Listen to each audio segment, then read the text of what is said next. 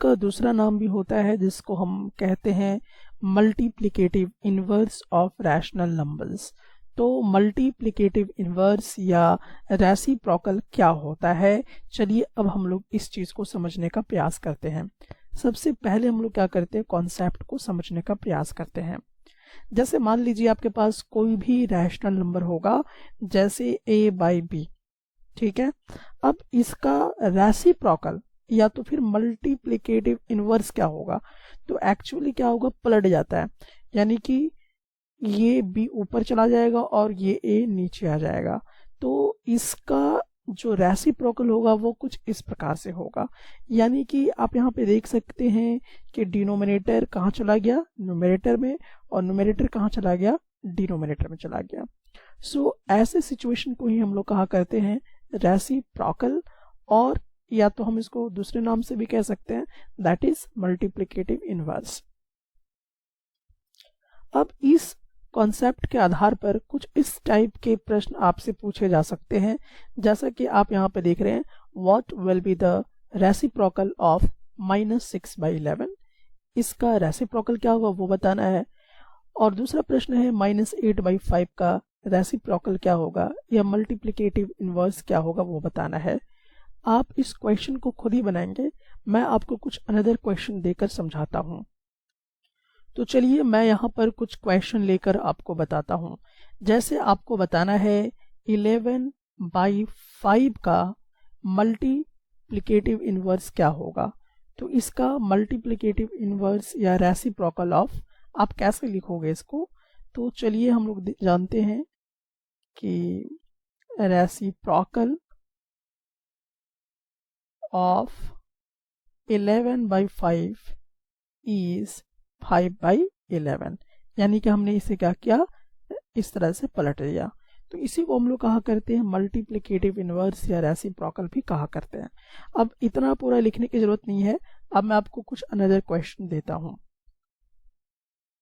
अब आपको बताना है -6/17 का रेसिप्रोकल क्या होगा, तो डेफिनेटली आप इसका आंसर क्या लिखे होंगे, तो आप लिखे होंगे 17/6, माइनस को यहाँ पे रहने देंगे, ठीक है। सो आपने लिखा होगा -17/6 इसका रेसिप्रोकल हुआ करेगा। Okay, very good. अब हमारे पास है नेक्स्ट टाइप का क्वेश्चन। अब देखिए यहाँ पर -2 का रेसिप्रोकल या फिर इसका मल्टीप्लिकेटिव इनवर्स क्या होगा। तो आपको मालूम है कि ऐसे वाले क्वेश्चन को हम क्या करते थे कि अगर नीचे कुछ नहीं है तो अपने मर्जी से हम यहाँ पे 1 लगा देते थे। अब इसका जो रेसिप्रोकल होगा वो क्या होगा, 1/2, लेकिन हमें मालूम है कि माइनस तो नीचे नहीं रहेगा, सो डिनोमिनेटर नेगेटिव नहीं होना चाहिए, सो हम -1/2 इस प्रकार से लिखेंगे। सो फाइनल आंसर हमारा क्या आएगा, -1/2। यानी कि आप अभी तक समझ गए होंगे कि रेसिप्रोकल का क्या मतलब है या मल्टीप्लिकेटिव इनवर्स का क्या मतलब है। सो आप समझ गए कि डिनोमिनेटर को न्यूमरेटर में और न्यूमरेटर को डिनोमिनेटर में हमने कन्वर्ट करना यहाँ पे सीखा हुआ है। इसकी जरूरत क्यों है, तो मल्टीप्लिकेटिव इनवर्स या रेसिप्रोकल की जरूरत हमें तब होती है जब हम डिवीजन प्रोसेस यूज करते हैं।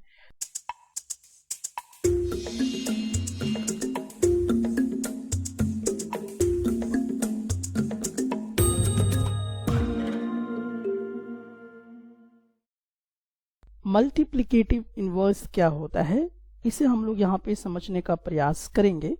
मल्टीप्लिकेटिव इनवर्स को हम लोग रेसिप्रोकल के नाम से भी जानते हैं। तो देखिए सबसे पहले हम लोग यहाँ पे जानेंगे कि मल्टीप्लिकेटिव इनवर्स का क्या मतलब हुआ करता है। तो जैसे कि मान लीजिए मैं आपको कुछ एग्जाम्पल के तौर पर देता हूँ, -3/7 आपके पास है, और अगर मैं आपको कहता हूं कि इसका मल्टीप्लिकेटिव इनवर्स करिए, तो इसका मल्टीप्लिकेटिव इनवर्स क्या होगा कि डिनोमिनेटर को न्यूमरेटर में और न्यूमरेटर को डिनोमिनेटर में कन्वर्ट करना होगा। यानी कि इसका जो मल्टीप्लिकेटिव इनवर्स होगा वो हो जाएगा 7/-3 हो जाएगा। तो इस प्रकार से इसका मल्टीप्लिकेटिव इनवर्स जो है वो हुआ करेगा। तो अब इस चीज को हम लोग समझने के लिए क्या करते हैं, और भी डिफरेंट टाइप के क्वेश्चंस को यहाँ पे कवर करते हैं। जैसे आपसे यहाँ पे क्वेश्चन पूछा जा रहा है कि मल्टीप्लिकेटिव इनवर्स निकालिए या रेसिप्रोकल आप इसका करके दिखाइए। तो ये बहुत ही इजी है। चलिए यहाँ वाला क्वेश्चन को अगर आप देखना चाहेंगे तो यहाँ पर अगर नीचे कुछ नहीं है तो 1 है, तो इसका मल्टीप्लिकेटिव इनवर्स क्या होगा, 1 बाई -13। आपको मालूम है कि डिनोमिनेटर जो है वो नेगेटिव नहीं होता है, तो इसको आप थोड़ा मॉडिफाई करके लिखिएगा -1/13। इस प्रकार से आप इसका जवाब लिख सकते हैं। उसी प्रकार से यहाँ का भी आप खुद से सॉल्व कर सकते हैं। चलिए मैं यहाँ वाला प्रश्न जो है, थोड़ा सा ये वाला प्रश्न जो है ये मैं आपके साथ यहाँ पर सॉल्व करना चाहूंगा। यहाँ पे देखिए -5/8 मल्टीप्लाई -3/7 है, तो सबसे पहले तो आपको इन दोनों को मल्टीप्लाई करना है। तो ये हो जाएगा 15 और माइनस माइनस बिकम प्लस होगा, तो कोई भी साइन आपको यूज नहीं करना है। और 7 और 8 को मल्टीप्लाई करना है तो आप यहाँ पे देखेंगे 56 आ जाएगा। अब हमें क्या करना है, इसका मल्टीप्लिकेटिव इनवर्स बताना है। तो या मल्टीप्लिकेटिव इनवर्स का दूसरा नाम भी क्या है, रेसिप्रोकल है। तो आप यहां पे लिख लीजिए रेसिप्रोकल ऑफ 15/56 इज, इसका उल्टा तो ये क्या हो जाएगा 56/15 हो जाएगा। तो ये इसी को हम क्या कहते हैं, मल्टीप्लिकेटिव इनवर्स बोला करते हैं। अब यहाँ वाला प्रश्न अगर आप देखना चाहेंगे तो यहाँ पे देखिए -1 है और यहाँ -2 है, मल्टीप्लाई होगा तो ये 2 हो जाएगा और माइनस और माइनस बिकम प्लस हो जाएगा और यहाँ पे 5 होगा। तो इसका मल्टीप्लिकेटिव इनवर्स क्या होगा, तो आप लिख लीजिएगा मल्टीप्लिकेटिव इनवर्स ऑफ 2/5 इज 5/2, ये आपका आया करेगा। तो ऐसा आप यहाँ पर लिख सकते हैं। तो ये सारे प्रश्न अब आप जो हैं वो सॉल्व कर सकते हैं। लेकिन जो बहुत इंपॉर्टेंट पॉइंट है अब मैं आपको वहां पे लेके जाना चाहूंगा। देखिए जीरो जो है, ये जो जीरो है, जीरो का मल्टीप्लिकेटिव इनवर्स नहीं हो सकता है, ये पॉसिबल नहीं है। ऐसा नहीं है कि आप सब चीज का मल्टीप्लिकेटिव इनवर्स कर दोगे, सिर्फ जीरो एक ऐसा है जिसका मल्टीप्लिकेटिव इनवर्स नहीं होगा। इस बात को आप अच्छे से समझ लीजिए। अच्छा, अगर अब मैं कहता हूं 1, तो 1 का अगर आपसे कोई कहता है कि इसका मल्टीप्लिकेटिव इनवर्स बताइए, तो 1 को पहले तो रैशनल नंबर में कन्वर्ट कर लीजिए। रैशनल नंबर में कन्वर्ट अगर करते हैं तो 1/1 होगा। तो इसका अगर रेसिप्रोकल करेंगे तो क्या आएगा, 1 ही आ जाएगा। यानी कि 1 का रेसिप्रोकल 1 ही होगा। उसी प्रकार से अगर -1 का कोई आपसे कहता है कि रेसिप्रोकल करके दिखाएं, तो पहले रैशनल नंबर में कन्वर्ट कर लीजिए। तो -1/1, नीचे कुछ नहीं तो 1 है। अब इसका अगर आप रेसिप्रोकल करेंगे तो भी आपको क्या मिलेगा, -1 मिलेगा। सो ध्यान रखना है कि 1 और -1 है जो है, अगर आप इसका मल्टीप्लिकेटिव इनवर्स करते हो या रेसिप्रोकल करते हो तो एग्जैक्ट वही चीज आएगी। 1 का रेसिप्रोकल 1 ही आएगा और -1 का रेसिप्रोकल -1 ही आएगा। लेकिन अब सबसे बड़ी बात ये आती है कि मैंने आपको ये कहा कि 0 का जो है वो मल्टीप्लिकेटिव इनवर्स नहीं हो सकता है, आप इसका रेसिप्रोकल नहीं बना सकते हो। क्यों नहीं बना सकते, थोड़ा देख लीजिए। अगर आप पहले तो आप इसका रैशनल नंबर में कन्वर्ट कर लीजिए, तो नीचे कुछ नहीं तो 1 है, तो ये तो रैशनल नंबर में हो गया।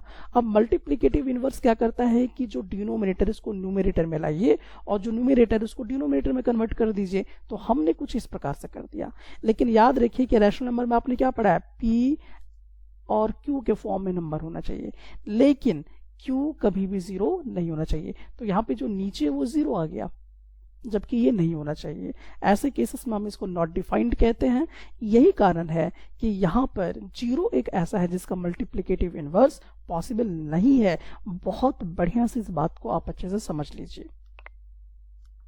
अब देखिए आपने कितना बढ़िया से समझा है, तो इसके लिए मैंने बहुत सारा क्वेश्चन दिया है। अब यहाँ पे देखिए मल्टीप्लिकेटिव इनवर्स ऑफ 0/1, अभी जस्ट मैंने आपको समझाया। तो क्या इसका मल्टीप्लिकेटिव इनवर्स पॉसिबल है, नहीं है। अगर बाय द वे आपने कर भी दिया तो इसको कैसे आप लिखोगे, 1 ऊपर चला जाएगा, 0 नीचे आएगा। मैंने आपको बताया कि रैशनल नंबर में जो Q की वैल्यू है वो कभी भी 0 नहीं होनी चाहिए, क्योंकि आप इसको डिवाइड कभी भी नहीं मार पाएंगे, और ऐसी चीज को हम क्या बोलते हैं, नॉट डिफाइंड बोला करते हैं। तो ये वाला ऑप्शन इसमें करेक्ट होगा। उसी प्रकार से अब चलिए नेक्स्ट वाले क्वेश्चन में हम लोग देखते हैं कि multiplicative inverse of a negative rational number. कोई भी नेगेटिव रैशनल नंबर है तो उसका अगर आप मल्टीप्लिकेटिव इनवर्स करोगे तो क्या आएगा, पॉजिटिव रैशनल नंबर आएगा या 1 आएगा, 0 आएगा, क्या आएगा, तो डेफिनेटली वो नेगेटिव रैशनल नंबर ही देगा। जैसे मान लीजिए कि अगर -2/7 अगर आप करते हो तो ये नेगेटिव रैशनल नंबर है, तो इसका मल्टीप्लिकेटिव इनवर्स क्या होगा, नेगेटिव ही होगा ना, -7/2 होगा, यानी माइनस नेगेटिव ही होगा।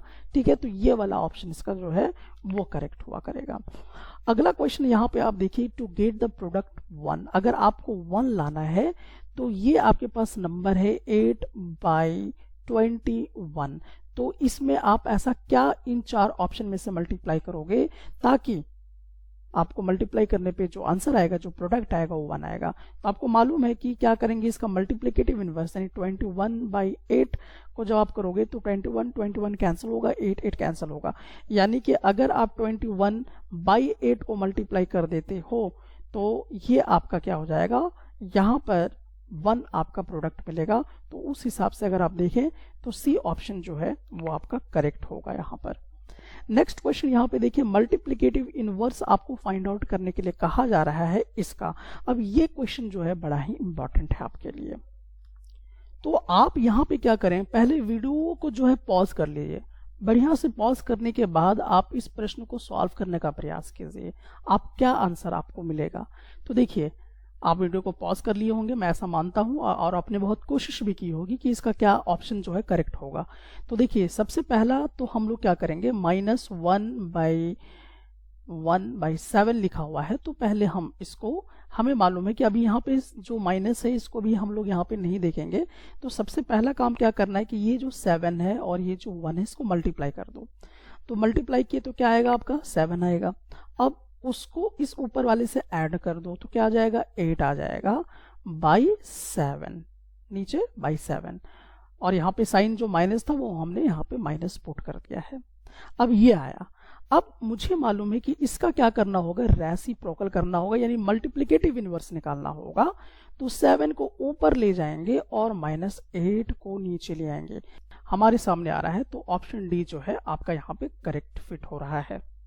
इस वाले क्वेश्चन में हम लोग यहाँ पे देखते हैं रेसिप्रोकल ऑफ 1। तो अभी मैंने आपको बताया था कि 1 का अगर आप रेसिप्रोकल करोगे तो क्या मिलेगा, 1 ही मिलेगा।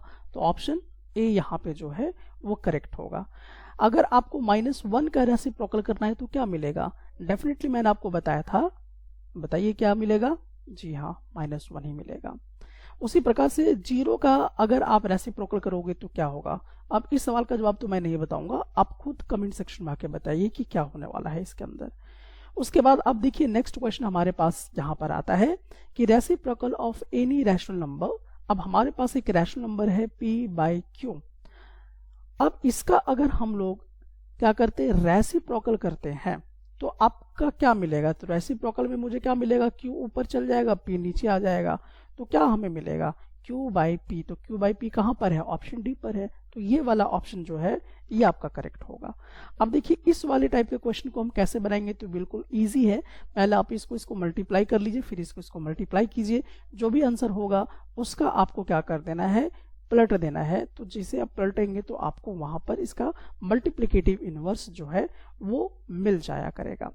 अब देखिए, इस वाले क्वेश्चन में मल्टीप्लाई करना है 6/13 को by the reciprocal of this. तो यहाँ पे देखिए 6/13 आपने लिया, लेकिन इसको मल्टीप्लाई करना है इससे नहीं बल्कि इसके रेसिप्रोकल से। तो आप क्या करोगे, 16/-7 इसके साथ करोगे, और जो फाइनल आंसर आपका आएगा वो आप यहाँ पे जॉट कर देना। अब यहाँ पे देखिए, अब ये क्वेश्चन आपसे कह रहा है कि यहाँ पे जो 8/9 है क्या ये मल्टीप्लिकेटिव इनवर्स है इसका। तो चलिए इसको टेस्ट करते हैं। -1/8 ये है। मैंने आपको क्या प्रोसीजर बताया था कि इसको पहले इसके साथ तो मल्टीप्लाई कर दीजिए, मल्टीप्लाई करेंगे तो 8 आएगा। अब जो भी आया है उसको ऊपर वाले के साथ ऐड कर दीजिए, तो ये क्या हो जाएगा आपका, ये आपका हो जाएगा 8 और एक यहाँ पे 9/8 और साइन यहाँ पे माइनस का रहेगा। अब यहाँ पर आप देख सकते हैं कि क्या ये 8/9 का मल्टीप्लिकेटिव इनवर्स है। तो जवाब यहाँ पर आपको समझ में आ गया होगा कि नहीं है। क्यों नहीं है, क्योंकि यहाँ पर माइनस नहीं आपको इंडिकेट करता हुआ दिखाई दे रहा है, सिर्फ यहाँ पर आपको क्या दिखाई दे रहा है, 8/9 दिखाई दे रहा है। अगर इसका हम मल्टीप्लिकेटिव इनवर्स करें तो 8/9 आपको दिखाई देगा। तो यहाँ पे देखिए, आपको 8/9 तो दिखाई दे रहा है, लेकिन माइनस जो है वो यहाँ पे नहीं दिखाई दे रहा है। दैट्स वाई हम कहेंगे कि ये मल्टीप्लिकेटिव इनवर्स इसका पूरी तरह से बिल्कुल भी नहीं है। अब चलिए नेक्स्ट वाले क्वेश्चन की तरफ हम लोग मूव आउट करते हैं और यहाँ पे देखते हैं the rational number that doesn't have a reciprocal. एक ऐसा रैशनल नंबर बताइए जिसका रेसिप्रोकल नहीं हो सकता है। याद आया आप लोगों को? जी हाँ, 0, इसका रेसिप्रोकल आप नहीं कर सकते हो। The rational number that are equal to their reciprocals. ऐसे रैशनल नंबर का एक बताइए जो जब आप उसका रेसिप्रोकल करेंगे तो सेम आएगा। तो डेफिनेटली आपको मालूम है कि 1 का रेसिप्रोकल 1 ही आएगा, -1 का रेसिप्रोकल -1 ही आएगा। तो आप यहाँ पर उस चीज को लिख सकते हैं। The rational number that is equal to its negative. अब यहाँ पे कह रहा है कि एक ऐसा रैशनल नंबर लीजिए जो इसके नेगेटिव के इक्वल हो, तो -1 को ही लीजिए। -1 का रैशनल नंबर करेंगे तो -1 ही आएगा। तो ये आपका फाइनल यहाँ पे कवरेज हो जाता है।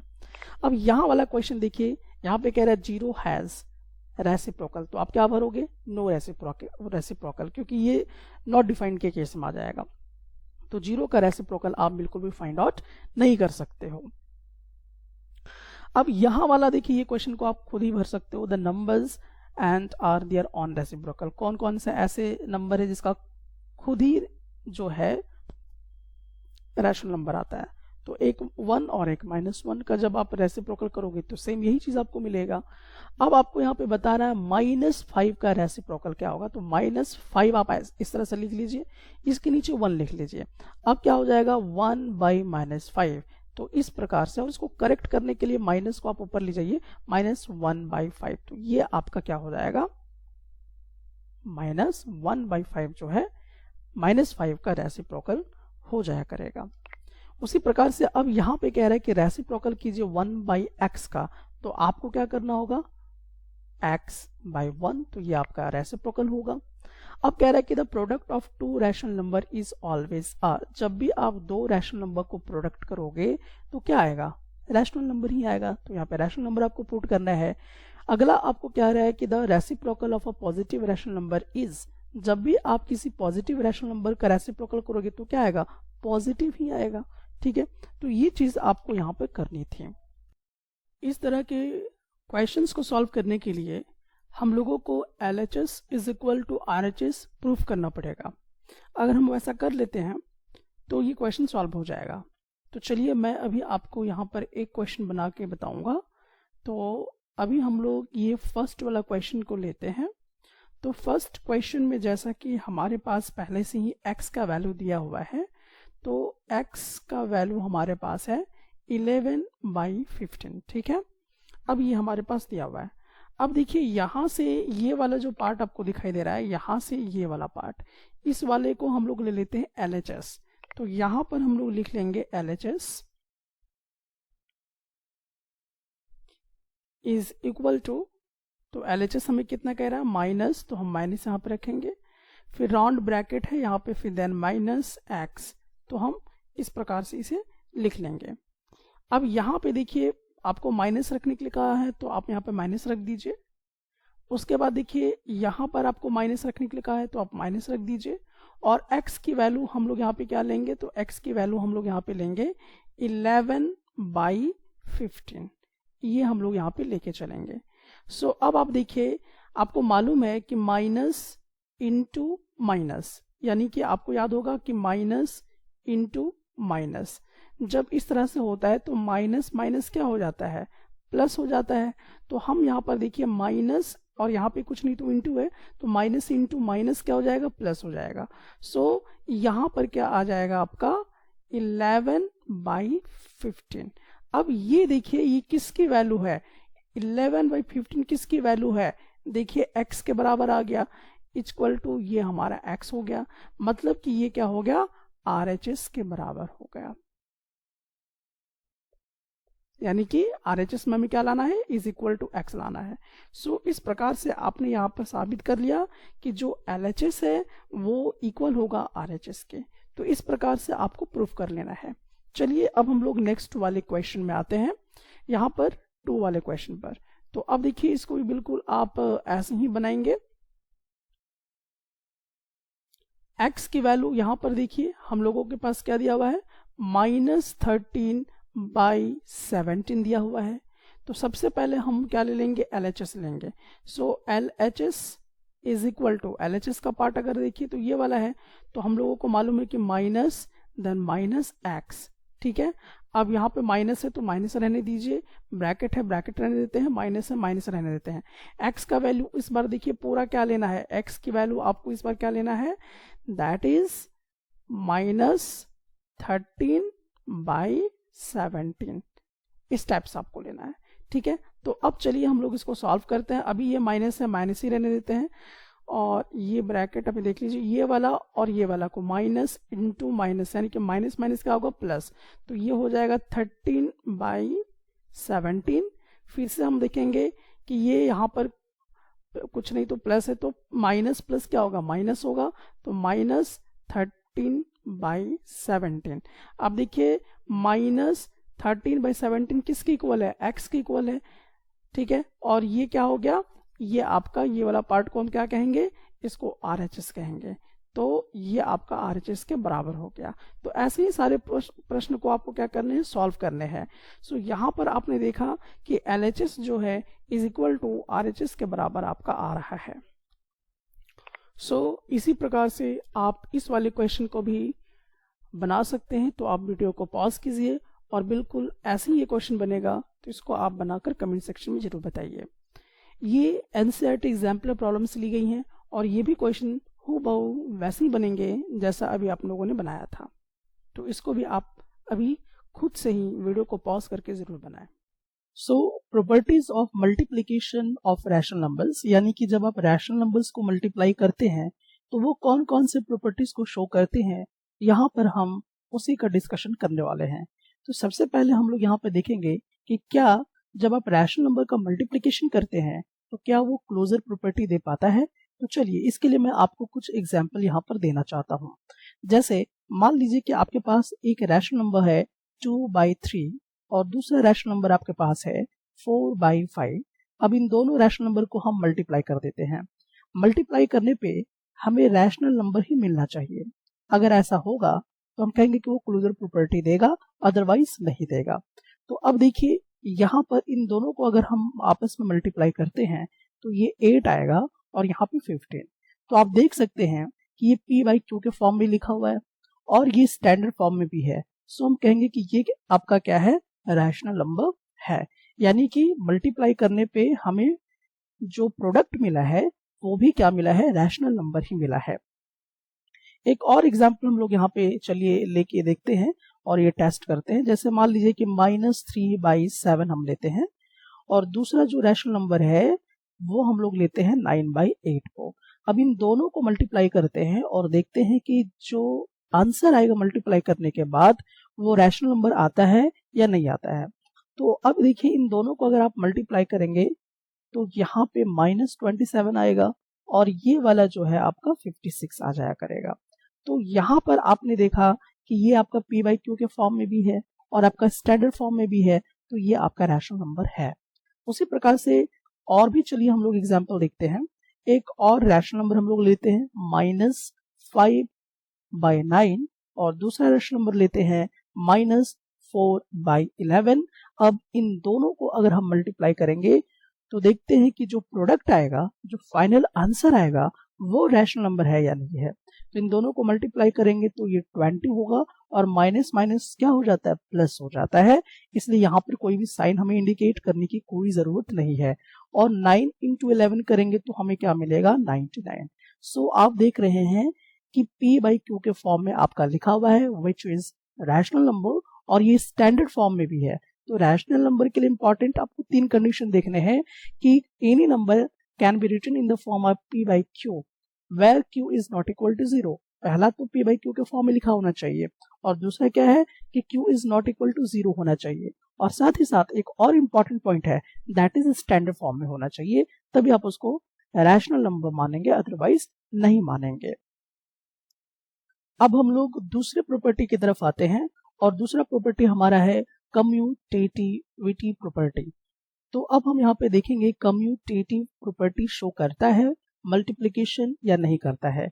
तो इसमें होता क्या है कि जैसे कि मान लीजिए कि आपके पास 2 रैशनल नंबर होंगे, जैसे मैं आपको एग्जाम्पल के तौर पे पहले समझाता हूँ। जैसे -2/3 है, अब इसको मल्टीप्लाई करते हैं 5/7 के जरिए और ये देखते हैं कि इसका फाइनल जो रिजल्ट है वो कितना आएगा। तो आप इन दोनों को मल्टीप्लाई करेंगे, यानी कि 2 और 5 को मल्टीप्लाई करेंगे तो यू विल गेट -10 और नीचे अगर आप मल्टीप्लाई करेंगे तो यू विल गेट 21। तो -10/21 आपको मिलेगा। अब थोड़ा सा ध्यान दीजिए इसी क्वेश्चन को, यहाँ पर आपने सबसे पहले -2/3 रखा है, लेकिन अब इसके जगह पे हम क्या रखेंगे, 5/7 रखेंगे, ये वाला पहले रखेंगे और इसके बाद मल्टीप्लाई करेंगे -2/3 से। यानी कि आप थोड़ा सा गौर कीजिए कि क्या यहाँ पर हो रहा है। हमने क्या किया कि इसको इसके साथ चेंज कर दिया, यानी कि पोजीशन को हमने चेंज कर दिया है और अब हम देखें कि क्या मल्टीप्लाई करने पे कुछ डिफरेंसेस आएंगे या सेम रिजल्ट आएगा। तो इन दोनों को जब आप मल्टीप्लाई करोगे तो आपको क्या मिलेगा, यहाँ पर -10 मिलेगा और इन दोनों को जब आप मल्टीप्लाई करोगे तो आपको क्या मिलेगा, 21 मिलेगा। सो आप यहाँ पे देख रहे हो कि यहाँ पे जो रिजल्ट मिला है ये क्या है, ये दोनों का दोनों सेम रिजल्ट शो कर रहा है। देयरफॉर आप ये कह सकते हो कि जब आपने -2/3 को मल्टीप्लाई किया 5/7 से तो क्या हुआ, और माइनस, अब यहाँ पे क्या करेंगे हम लोग, 5/7 को मल्टीप्लाई करेंगे -2/3 से तो उसका जो रिजल्ट आएगा, दोनों का रिजल्ट क्या आ रहा है, सेम आ रहा है। तो हम यहाँ पे कहेंगे कि जब हम लोग मल्टीप्लाई करते हैं रैशनल नंबर को तो वो कौन सा प्रॉपर्टी शो करता है, कम्यूटेटिव प्रॉपर्टी को शो करता है। चलिए और भी अगर हम लोग यहाँ पे एग्जांपल लेते हैं उसके माध्यम से भी यहाँ पर हम लोग समझने का प्रयास करते हैं। जैसे -4/7 है, इसको हम लोग मल्टीप्लाई करते हैं -8/5 के साथ। अब देखिए इन दोनों को आपस में अगर आप मल्टीप्लाई करते हो तो ये आपको कितना दे देगा, 32 और माइनस क्या होगा, बिकम प्लस। तो यहाँ पे कोई भी साइन इंडिकेट करने की आवश्यकता नहीं है। फिर इसको इसके साथ मल्टीप्लाई करोगे तो आपको क्या मिल जाएगा, 35 मिल जाएगा। ठीक है, अब हम लोग क्या करेंगे, यहाँ पर -8/5 को पहले लेंगे और इसको मल्टीप्लाई करेंगे -4/7 के माध्यम से। तो इसको और इसको जब हम मल्टीप्लाई करेंगे तो we will get what, minus minus become plus हो जाएगा। तो यहाँ पे 32 ही आएगा और इन दोनों को मल्टीप्लाई करेंगे तो हमें क्या मिलेगा, 35 ही मिलेगा। सो यहाँ पर आपको ये समझ में आ गया होगा कि अगर हम यहाँ पे चेंज भी कर रहे हैं, शिफ्ट भी कर रहे हैं, तो भी हमें जो रिजल्ट मिल रहा है वो कैसा मिल रहा है, सेम मिल रहा है। सो ऐसे जो प्रॉपर्टी शो करते हैं उनको हम कौन सा प्रॉपर्टी कहा करते हैं, कम्यूटेटिव प्रॉपर्टी कहा करते हैं। तो मल्टीप्लिकेशन के दौरान, यानी कि जब हम रैशनल नंबर को मल्टीप्लाई करते हैं तो वो आपका कम्यूटेटिव प्रॉपर्टी भी शो कर रहा है और आपका क्लोजर प्रॉपर्टी को भी शो कर रहा है। अब हम लोग नेक्स्ट प्रॉपर्टी को चेक करेंगे, यानी कि एसोसिएटिव प्रॉपर्टी। एसोसिएटिव प्रॉपर्टी क्या होता है, इसमें आपके पास 3 रैशनल नंबर दिए रहेंगे। ठीक है, तो जैसे कि मान लीजिए कि यहाँ पर हम एक रैशनल नंबर ले लेते हैं -2/3 और इसको मल्टीप्लाई करते हैं 3/5 से, देन -5/6। अब देखिए पहले हम इसको और इसको ले लेते हैं ब्रैकेट में।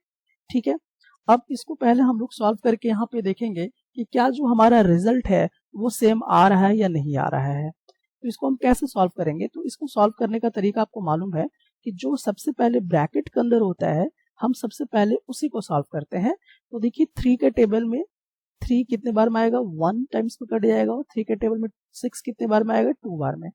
5 का टेबल 1 बार पढ़ेंगे और यहाँ पे 1 बार पढ़ेंगे तो खत्म हो जाएगा। तो फाइनली आपको मिलेगा -1/2, ये आया। अब इसे हम क्या करेंगे, आपस में मल्टीप्लाई करेंगे, -2 और -1 को, तो वी विल गेट +2 एंड इसको इसके साथ मल्टीप्लाई करेंगे तो वी विल गेट 6 हो जाएगा। अब इसको हम लोग यहाँ पर क्या कर सकते हैं और स्टैंडर्ड फॉर्म में कन्वर्ट कर सकते हैं। 2 के टेबल में दोनों चला जाएगा तो आपको 1/3 मिलेगा। तो ये एक आपको यहाँ पे रिजल्ट मिल रहा है।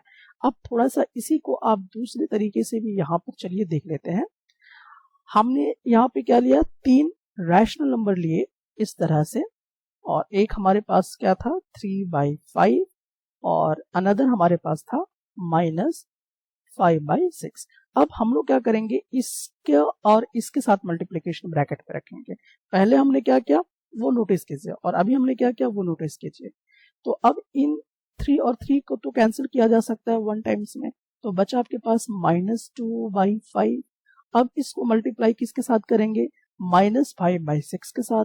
अब देखिए ये 5 और ये 5 तो कैंसिल हो जाएगा, और ये इसके साथ कैंसिल हो जाएगा। So minus minus become plus हो जाएगा, तो 1/3 आपको यहाँ पर भी मिलेगा। सो आपने फाइनली क्या देखा कि जब आपने इसको इस तरह से ग्रुपिंग किया, ठीक है, जब आपने इसको इस प्रकार से ग्रुपिंग किया और जब आपने इसको इस प्रकार से ग्रुपिंग किया, तो इस दोनों सिचुएशन में आपने नोटिस किया कि जो आंसर है वो यहाँ पर क्या आ रहा है, सेम आ रहा है। इसका मतलब ये हुआ कि जो मल्टीप्लिकेशन ऑफ रैशनल नंबर है वो क्या इंडिकेट कर रहा है, एसोसिएटिव प्रॉपर्टी को इंडिकेट कर रहा है। इसी को हम लोग कहते हैं एसोसिएटिव प्रॉपर्टी। ठीक है, अब हम लोग मल्टीप्लिकेशन ऑफ रैशनल नंबर्स के अनदर प्रॉपर्टी को देखेंगे और यहाँ पे समझने का प्रयास करेंगे। तो जैसे कि अब हम लोग यहाँ पे देखेंगे distributive of multiplication over addition for rational numbers. Actually ये क्या चीज़ है, ये किस तरह का प्रॉपर्टी डिस्कशन करता है, वो हम लोग यहाँ पे देखेंगे। जैसे कि मान लीजिए कि आपके पास यहाँ पर एक ये रैशनल नंबर दिया हुआ है और ये एक रैशनल नंबर है और ये एक रैशनल नंबर है। अब आप यहाँ पे देख सकते हैं कि ये दोनों रैशनल नंबर एडिशन में है और एक रैशनल नंबर आपका बाहर निकला हुआ है। सो प्लीज़ आप यहाँ पे ए बी सी देख के बिल्कुल भी परेशान ना हो। अब देखिए इसको हम लोग कैसे करते हैं। तो डिस्ट्रीब्यूटिव प्रॉपर्टी क्या होता है कि इसको इसके साथ आप मल्टीप्लाई कर दो, तो जैसा कि आप देखोगे यहाँ पर a इंटू बी हो गया है। फिर यहाँ पे देखिए प्लस है, तो आप यहाँ पे प्लस रख दीजिए। उसके बाद आपको क्या करना होगा कि इसी a को मल्टीप्लाई करना है इस c से, यानी कि a इंटू सी। तो ये वाला जो प्रॉपर्टी आप देख रहे हो, इसी को हम लोग कहते हैं distributive property of multiplication over addition and subtraction. ऐसा नहीं है कि सिर्फ एडिशन पे ही काम करेगा, बल्कि ये सब्ट्रैक्शन के साथ भी काम करेगा। जैसे कि देखिए एक रैशनल नंबर हमने यहाँ पकड़ा और एक रैशनल नंबर हमने यहाँ पकड़ा और ये एक हमारे पास रैशनल नंबर है, दोनों के बीच में हमने सब्ट्रैक्ट कर दिया है।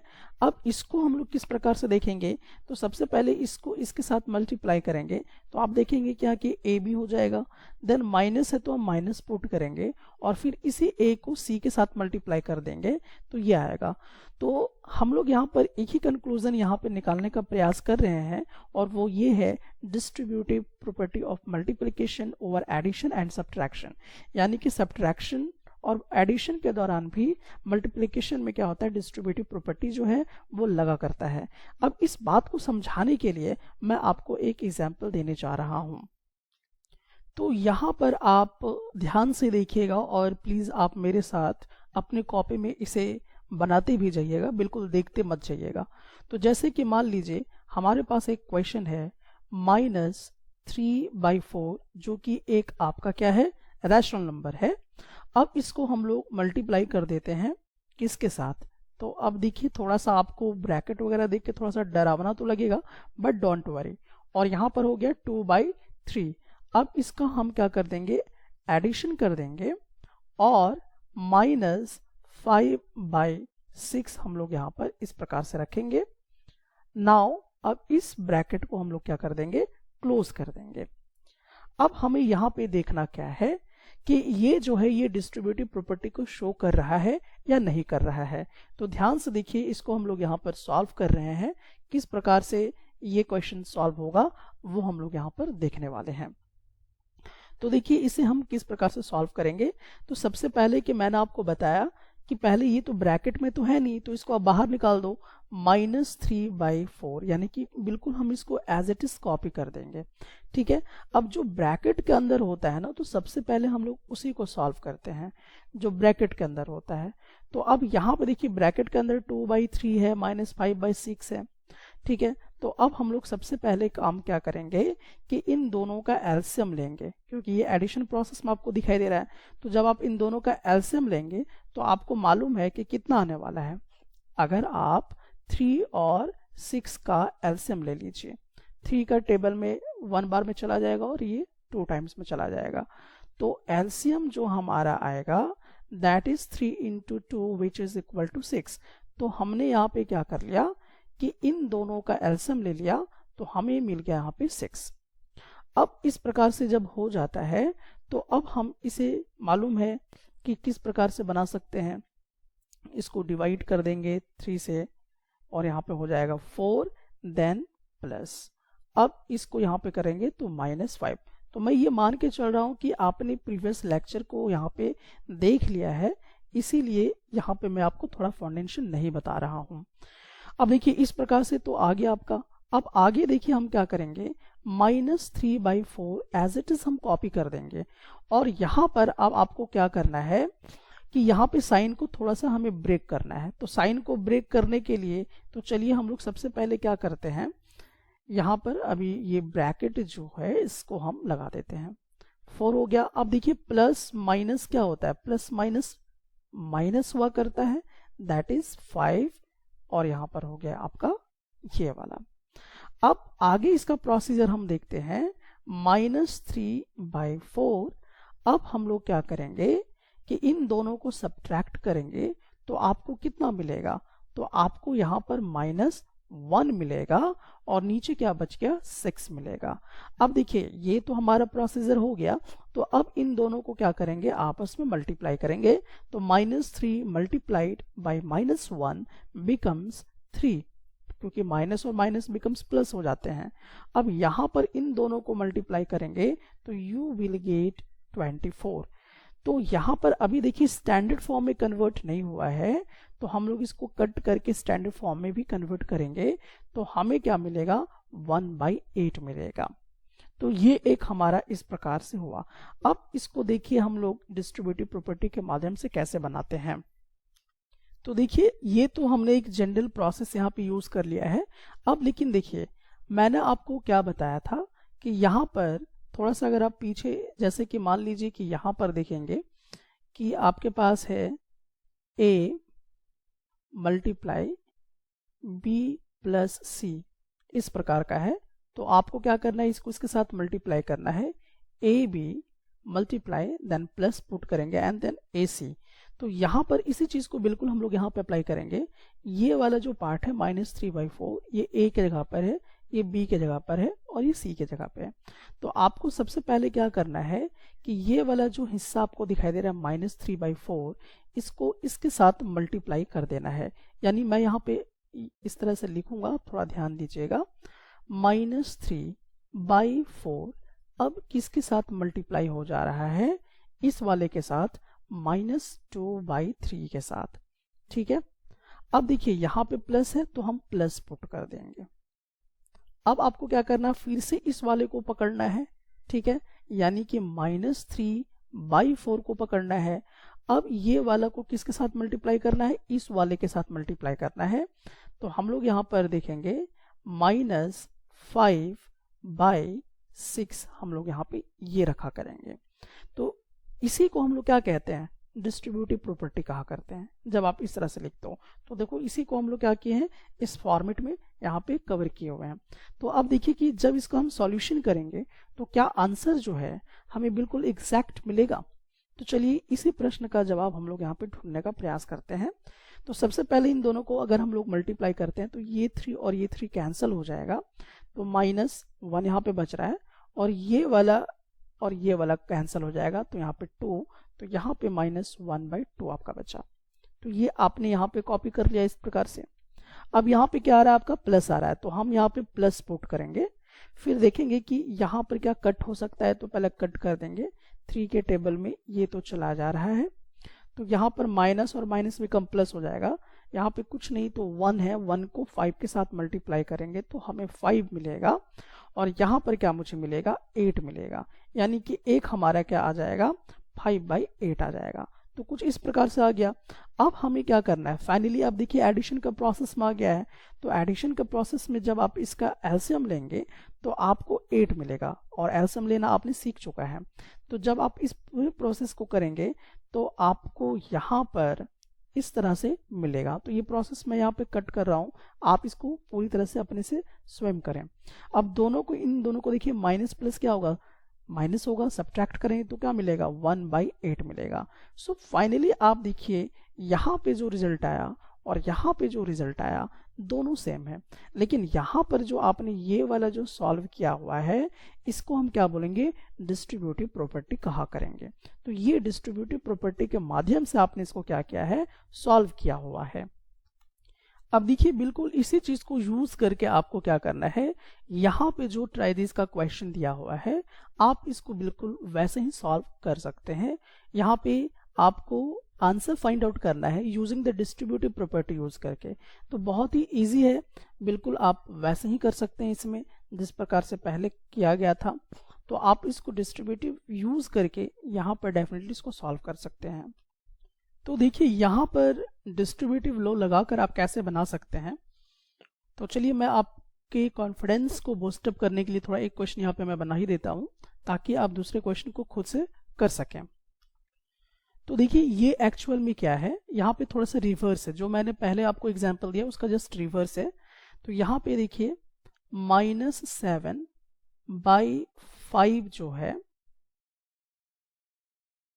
ये आपका इस प्रकार से है, देन मल्टीप्लाई हो रहा है -3/12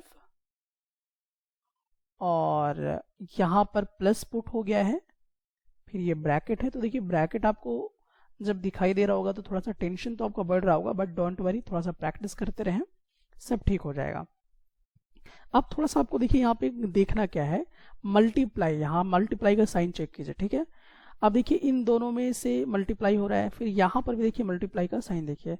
अब इन दोनों में से जो कॉमन है उसको आपको यहाँ देखने की जो है वो ज्यादा जरूरत है। यहाँ पे देखिए आप, सॉरी यहाँ पे आपका माइनस नहीं है, तो यहाँ पे देखिए आपकी 7/5 मल्टीप्लाई हो रहा है और यहाँ पर भी 7/5 क्या हो रहा है, मल्टीप्लाई हो रहा है। तो जो मल्टीप्लाई हो रहा है यानी कि जो आप यहाँ पे देख रहे हो कि 7/5 है और यहाँ पर भी 7/5 मल्टीप्लाई हो रहा है, तो इसको आप क्या कर दो, 7/5 को बाहर निकाल दो, बाहर निकल गया। अब आपको क्या करना है, आप यहाँ पे मल्टीप्लाई करना है तो आप कर लो। अब बचा क्या आपके पास, तो बच गया, इनको जब बाहर निकाल देते तो आपके पास क्या बचा, -3/12 बचा। फिर उसके बाद क्या बच गया, यहाँ पर प्लस है, तो आप यहाँ पे प्लस पुट कर दो। अब ये 7/5 तो यहाँ से निकल गया, इसको हटा दो, तो क्या दिखाई दे रहा है आपको, दैट इज 5/12 दिखाई दे रहा है, यानी कि ये वाला दिखाई दे रहा है। तो ये जो है हमने क्या किया, वहां पे ब्रेक किया, ठीक है। पहले वाले क्वेश्चन में ऐसा दिया हुआ था तो उसको हमने स्प्लिट अप किया, अब क्या किया हमने, वापस इस प्रकार से लाया हुआ है। तो अब आपको फाइनली मालूम है कि क्या करना है, 7/5 और यहाँ पे जब आप एलसीएम लोगे तो आपको तो 12 ही मिलेगा, तो आप बिल्कुल वैसे ही रहने दीजिए। देन -3 पुट करोगे, देन 5 पुट करोगे, उसके बाद आपका क्या होगा, 7/5 इन दोनों को सब्ट्रैक्ट करोगे तो सब्ट्रैक्ट करने पे आपको कितना मिलेगा, 2/12 मिलेगा। सो फाइनली आप यहाँ पर क्या देख सकते हो, ये तो कट हो सकता है, इसको कट कर दो तो इतना हो जाएगा। सो फाइनली 7/5 मल्टीप्लाई 1/6 आपको मिलेगा, तो यहाँ पर 7/30 हो जाएगा। तो ये आपका फाइनल आंसर होगा। तो यहाँ पे जो आपने ये लगाया है, this is your distributive law, आपने लगाया है, डिस्ट्रीब्यूटिव प्रॉपर्टी यहाँ पे लगाया हुआ है, ठीक है। बिल्कुल यहाँ वाला भी प्रश्न जो है आप कुछ वैसा ही कर सकते हैं अगर गौर से देखा जाए तो। यहाँ पे देखिए कि पहले तो आपको मल्टीप्लाई को ढूंढ लेना है, यहाँ पे मल्टीप्लाई हो रहा है और यहाँ पे मल्टीप्लाई हो रहा है, दोनों में देखिए एक जैसा कौन कौन मल्टीप्लाई हो रहा है, 9/16 और यहाँ पे देखिए 9/16 मल्टीप्लाई हो रहा है, तो यहाँ पे आप नजर रखिएगा। तो अब यहाँ पे 9/16 को हमने क्या कर दिया, बाहर निकाल दिया। अब हमारे पास जो बचा, क्या बचा यहाँ पर, 4/12, क्योंकि आपने ये वाला को तो बाहर निकाल दिया है, तो बचा क्या, 4/12।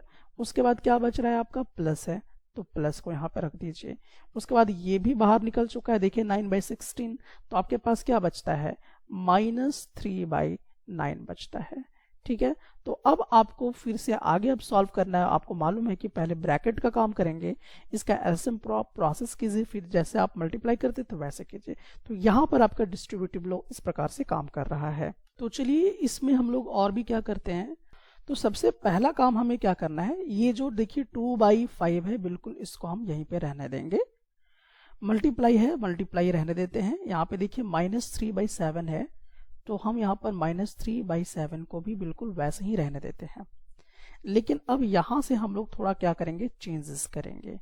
अब क्या करेंगे, देखिए यहाँ पर आपको दिखाई दे रहा है -3/7, इसको लेकर आइए, यहाँ पर आपको रखना है 3/7 को। ध्यान से दीजिए, देखिएगा यहाँ पे -1/14 मैंने नहीं रखा, -3/7 को हमने यहाँ पे पुट कर लिया। अब मल्टीप्लाई यहाँ पे क्या किया हमने, 3/5, और यहाँ पे जो बच गया था आपका ये वाला -1/14, इसको अब हम यहाँ पे जाके कॉपी करेंगे। तो आपने क्या देखा कि किसी दो आदमी का पोजीशन आपने चेंज किया हुआ है। एक तो पोजीशन आपने किसका किसका चेंज किया, एक तो पोजीशन यहाँ पे -1/14 का पोजीशन चेंज किया है, और इसका पोजीशन जो है वो चेंज किया हुआ है। और आपको मालूम है कि जब आप पोजीशन चेंज करते हो, तो पोजीशन चेंज जब करते हो तो उसको हम लोग कौन सा प्रॉपर्टी कहा करते हैं, तो ये किस प्रॉपर्टी के आधार पे हुआ। तो आप यहाँ पे कह सकते हो कि इसको हम लोग कहेंगे कि बाय ये कम्यूटेटिव प्रॉपर्टी के माध्यम से हुआ। तो यहाँ पे आप लिखिएगा बाय कम्यूटेटिव प्रॉपर्टी।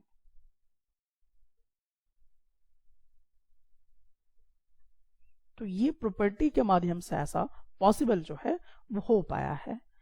अब हम लोग आगे की तरफ बढ़ते हैं। अब यहाँ पे देखिए, अब इसको हम लोग पहले कुछ बेसिक फाउंडेशन को कवर करते हुए यहाँ पे करेंगे। 2/5 देन मल्टीप्लाई है, तो हम यहाँ पे मल्टीप्लाई -3/7 को ले लेंगे। अब देखिए यहाँ पे जो माइनस है इसकी जगह पे हम प्लस पुट कर सकते हैं, ऐसा मैंने आपको बताया भी है। और ये अब जो माइनस है यहाँ पे ले जाते हैं -3/7 के पास। तो इससे थोड़ा सा आपको क्या होगा कि बड़ा आसानी होगा कुछ कैलकुलेशन करने में। तो ये हमने फाउंडेशन जो यहाँ पे यूज किया। अब मल्टीप्लाई है तो मल्टीप्लाई यूज करेंगे, दैट इज 3/5 एंड -1/14। तो हमने क्या किया, यहाँ पे एक छोटा सा चेंजेस किया हुआ है। अब यहाँ से आपको देखना है कि आप देखिए मल्टीप्लाई के साथ साथ क्या क्या चीजें आपके सामने आ रहा है। एक यहाँ पे आप देख रहे हैं कि मल्टीप्लाई हो रहा है, तो -3/7 आपको यहाँ पे दिखाई दे रहा है। एक मल्टीप्लाई देखिए यहाँ पर दिखाई दे रहा है, यानी कि इसको अगर मैं यहाँ पे देखूं कि यहाँ से ये वाला जो हिस्सा है इसमें देखिए -3/7 मल्टीप्लाई हो रहा है, और यहाँ से इस वाले हिस्से में अगर आप देखेंगे तो यहाँ पर भी आपको -3/7 कॉमन मल्टीप्लाई आपको दिखाई देगा। तो ऐसे सिचुएशन में हम क्या करते थे, जो -3/7 है जो दोनों में कॉमन दिखाई दे रहा है, इसको हम बाहर निकाल देंगे और अब इसको इस प्रकार से रखेंगे। तो ये बाहर निकल गया, तो बचा क्या यहाँ पे आपका 2/5 बचा। फिर अब ये तो बाहर निकल गया, अब यहाँ पे क्या है, प्लस है, तो हम यहाँ पे क्या करेंगे, प्लस पुट कर देंगे। फिर देखिए -3/7 तो हमने बाहर ही पहले ही निकाल दिया, तो अब आपको यहाँ पे क्या मिलता है, 3/5 आपके लिए यहाँ पर बच जाता है। तो आपका यहाँ पे 3/5 होगा। देन माइनस है तो हम माइनस पुट करेंगे और यहाँ पर 1/14 यूज करेंगे। ठीक है, तो ये जो है यहाँ पर ये जो प्रोसेस हमने लगाया है, इस प्रोसेस को या इस प्रॉपर्टी को क्या कहते थे, तो आपको याद होगा कि इसको हम लोग डिस्ट्रीब्यूटिव प्रॉपर्टी कहते थे। तो ये आपका डिस्ट्रीब्यूटिव के वजह से जो है, डिस्ट्रीब्यूटिव प्रॉपर्टी के वजह से आया हुआ है।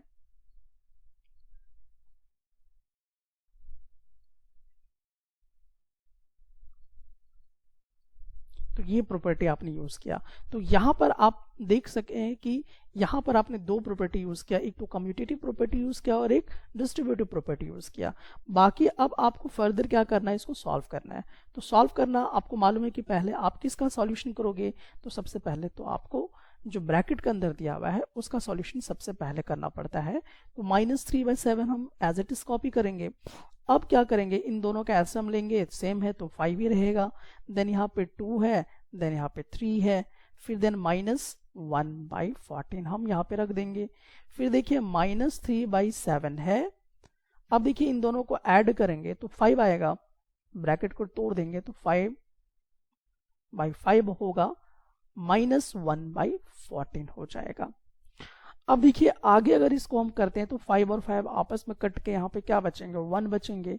तो फर्दर अगर हम लोग देखें तो यहाँ पे देखेंगे -3/7 है, मल्टीप्लाई 1/1 है एंड -1/14 है। सो अब यहाँ पे बेसिकली आप क्या देख पाएंगे कि जो -3/7 इसको 1 से अगर हम मल्टीप्लाई करेंगे तो we will get the same result -3/7। Then यहाँ पर अब आप देखिए कि क्या आपके पास बचता है, -1/14 बचता है।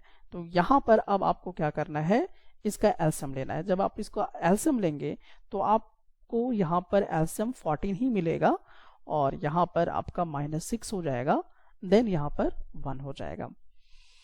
अब आपको मालूम है कि माइनस और माइनस क्या हो जाते हैं, प्लस हो जाते हैं। तो प्लस हो जाते हैं तो यहाँ -6 और -1 है तो -7 हो जाएगा एंड यहाँ पर आपका क्या होगा, 14 हो जाएगा। सो अब इन दोनों को कैंसिल करेंगे तो एक ही टेबल से ये दोनों चले जाएंगे तो आपको फाइनल आंसर क्या मिलने वाला है, -1/2 मिलने वाला है। सो यहाँ पर आपने इस प्रकार से पूरा सॉल्यूशन कर लिया है दोनों प्रॉपर्टीज को यूज करते हुए। थोड़ा सा हो सकता है कि जो बच्चे अच्छे से प्रैक्टिस नहीं किए हैं फाउंडेशन को, उनके लिए थोड़ा सा दिक्कत होगा, लेकिन इसका एक ही तरीका है कि आप क्या करें, इसी क्वेश्चन को 2-3 बार जरूर बनाएं और समझने का प्रयास करें। जितना आप कोशिश करोगे, यानी कि आप इसी क्वेश्चन को अगर 2 से 3 बार प्रैक्टिस कर लोगे तो आपको पूरी बात समझ में आ जाएगी। तो वीडियो देखने के साथ साथ आप खुद डूइंग प्रोसेस में आइए, तभी ये क्वेश्चन आपको ज्यादा समझ में आएगा। अब हम लोग कुछ और डिफरेंट क्वेश्चंस को यहाँ पे कवर करते हैं ताकि आपकी जो प्रैक्टिस है वो अच्छे से हो सके। तो यहाँ पर हम लोग एनसीईआरटी का ही क्वेश्चन लेते हैं। तो यहाँ पे देखिए -2/3 मल्टीप्लाई 3/5, देन प्लस हम पुट करेंगे 5/2 एंड माइनस 3/5 मल्टीप्लाई 1/6। तो चलिए अब हम लोग यहाँ पे देखते हैं कि यहाँ पे किस प्रॉपर्टी का इस्तेमाल करके हम लोग इस क्वेश्चन को सॉल्व कर सकते हैं। तो सबसे पहला जो काम है, अब हम लोग यहाँ पे देखेंगे कि ये जो आपका -2/3 है, इसको हम लोग एज इट इज कॉपी यहाँ पर कर देंगे। इसमें आपको कुछ भी छेड़छाड़ करने की आवश्यकता बिल्कुल नहीं है। अब यहाँ पे मल्टीप्लाई है 3/5, तो हम बिल्कुल इसको यहीं पर इसी प्रकार से छोड़ देंगे। लेकिन इस वाले हिस्से को अगर आप देखेंगे, यहाँ से ये पूरा वाला जो हिस्सा है, इसको हम लोग क्या करेंगे, यहाँ पे शिफ्ट करेंगे, दैट इज -3/5 मल्टीप्लाई 1/6 ये आएगा। अब ये वाला जो हिस्सा है यानी कि +5/2 ये यहाँ पे आ जाएगा। तो हमने क्या किया, इस पूरे वाले हिस्से को यहाँ पे रखा और इस वाले को हमने क्या कर दिया, यहाँ पे रख दिया। तो जब हम लोगों ने ऐसा किया तो हमें जो फाइनल जो यहाँ पे दिखाई देगा, that is -2/3 multiply 3/5 -3/5 multiply 1/6 then plus 5/2। अब ये जो हो गया, इसको हम लोग क्या बोला करेंगे, तो ये आपका एसोसिएटिव प्रॉपर्टीज जो है यहाँ पर काम किया। अब चलिए अब यहाँ पर हम लोग देखते हैं नेक्स्ट कि क्या हो सकता है। तो यहाँ पर आपको क्या करना है कि देखिए यहाँ पर आपका यहाँ पे 3/5 है और यहाँ पर भी देखिए 3/5 है। ये दो कैटेगरीज में आप इसको देखिए प्लस माइनस के जरिए सेपरेटेड है।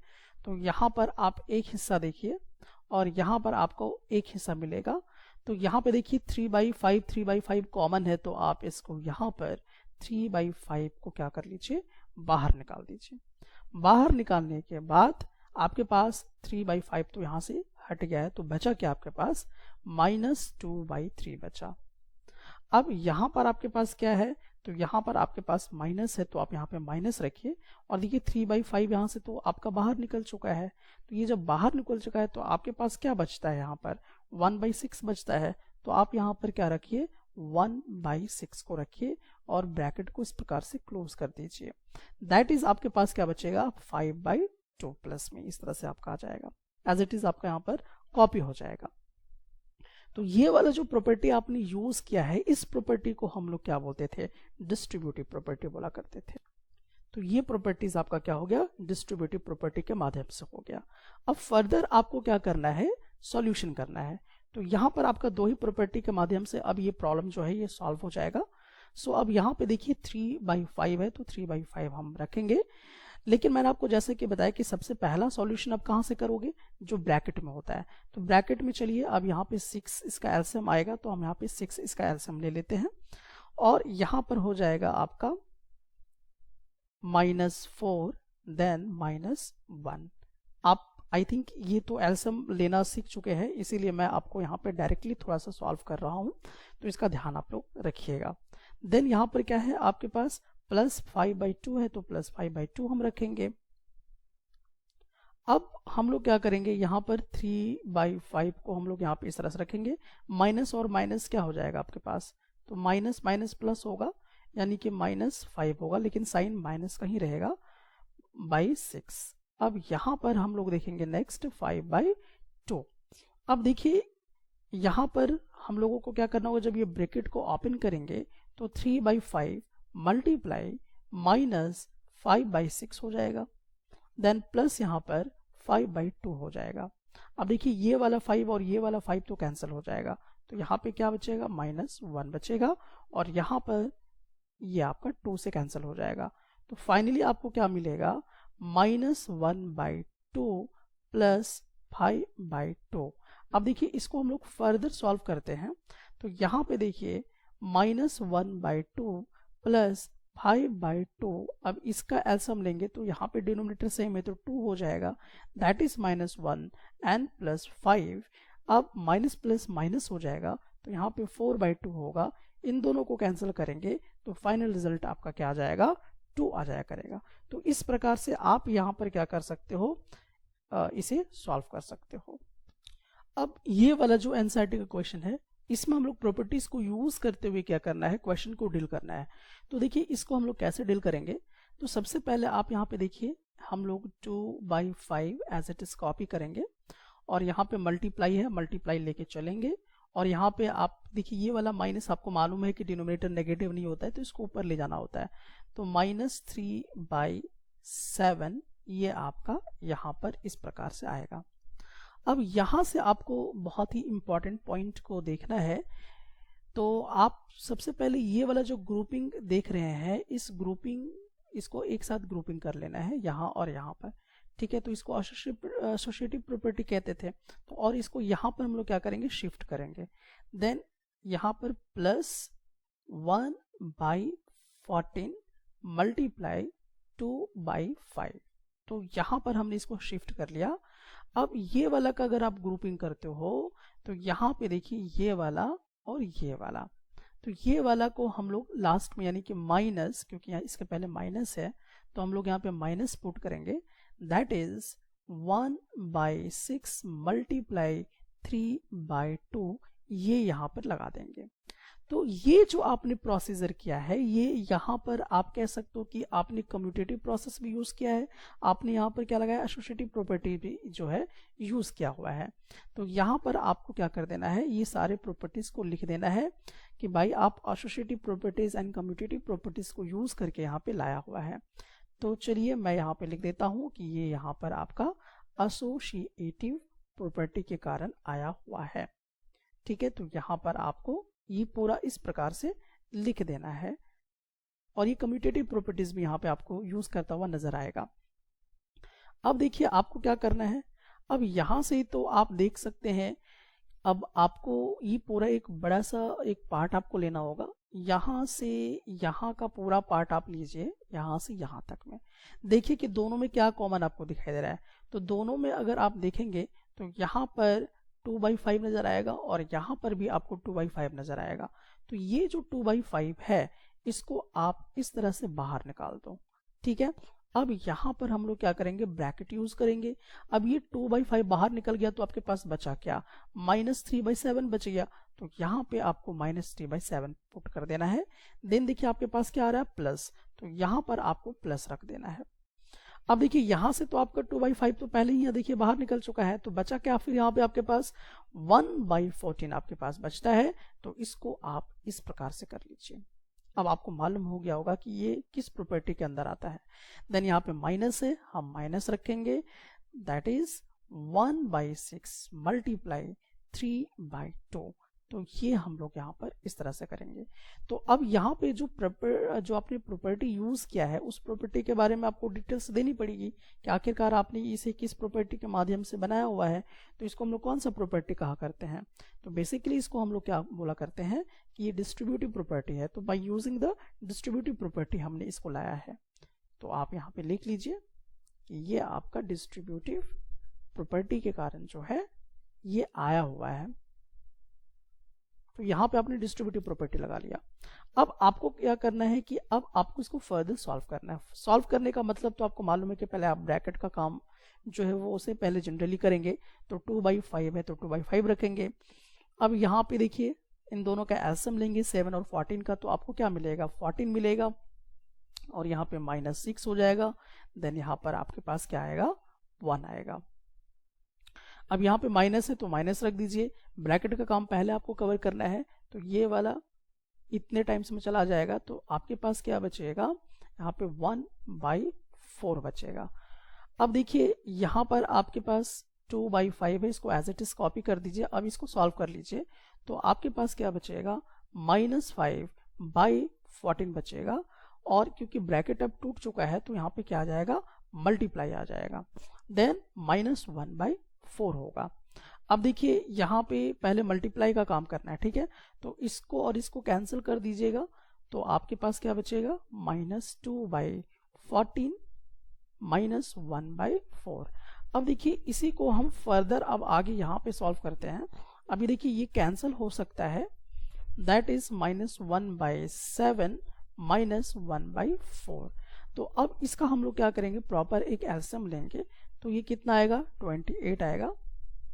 यहाँ पे -4 होगा और यहाँ पे 7 होगा।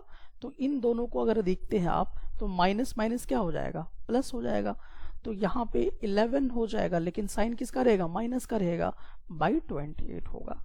तो इस प्रकार से आपका जो है ये शो करेगा फाइनल रिजल्ट, और यही आपका फाइनल आंसर हो गया है। तो देखा आपने कि यहाँ पे आप किस प्रकार से प्रॉपर्टीज का यूज करके कैलकुलेशन को कवर कर रहे हैं।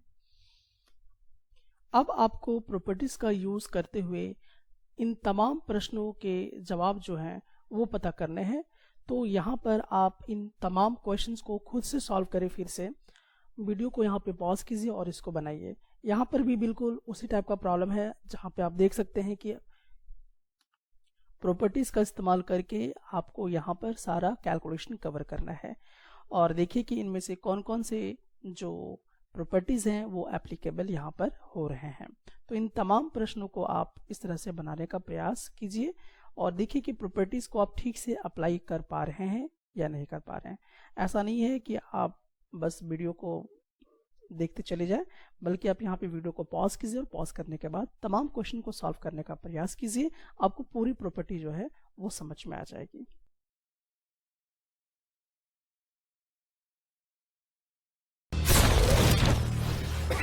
जैसा कि हम लोग बहुत ही प्रीवियस क्लासेस में सीखे हैं कि किसी भी इंटीजर को हम लोग नंबर लाइन में कैसे रिप्रेजेंट करते थे, ठीक उसी प्रकार से ये भी प्रश्न आता है कि क्या हम लोग रैशनल नंबर्स को भी नंबर लाइन में रिप्रेजेंट कर सकते हैं।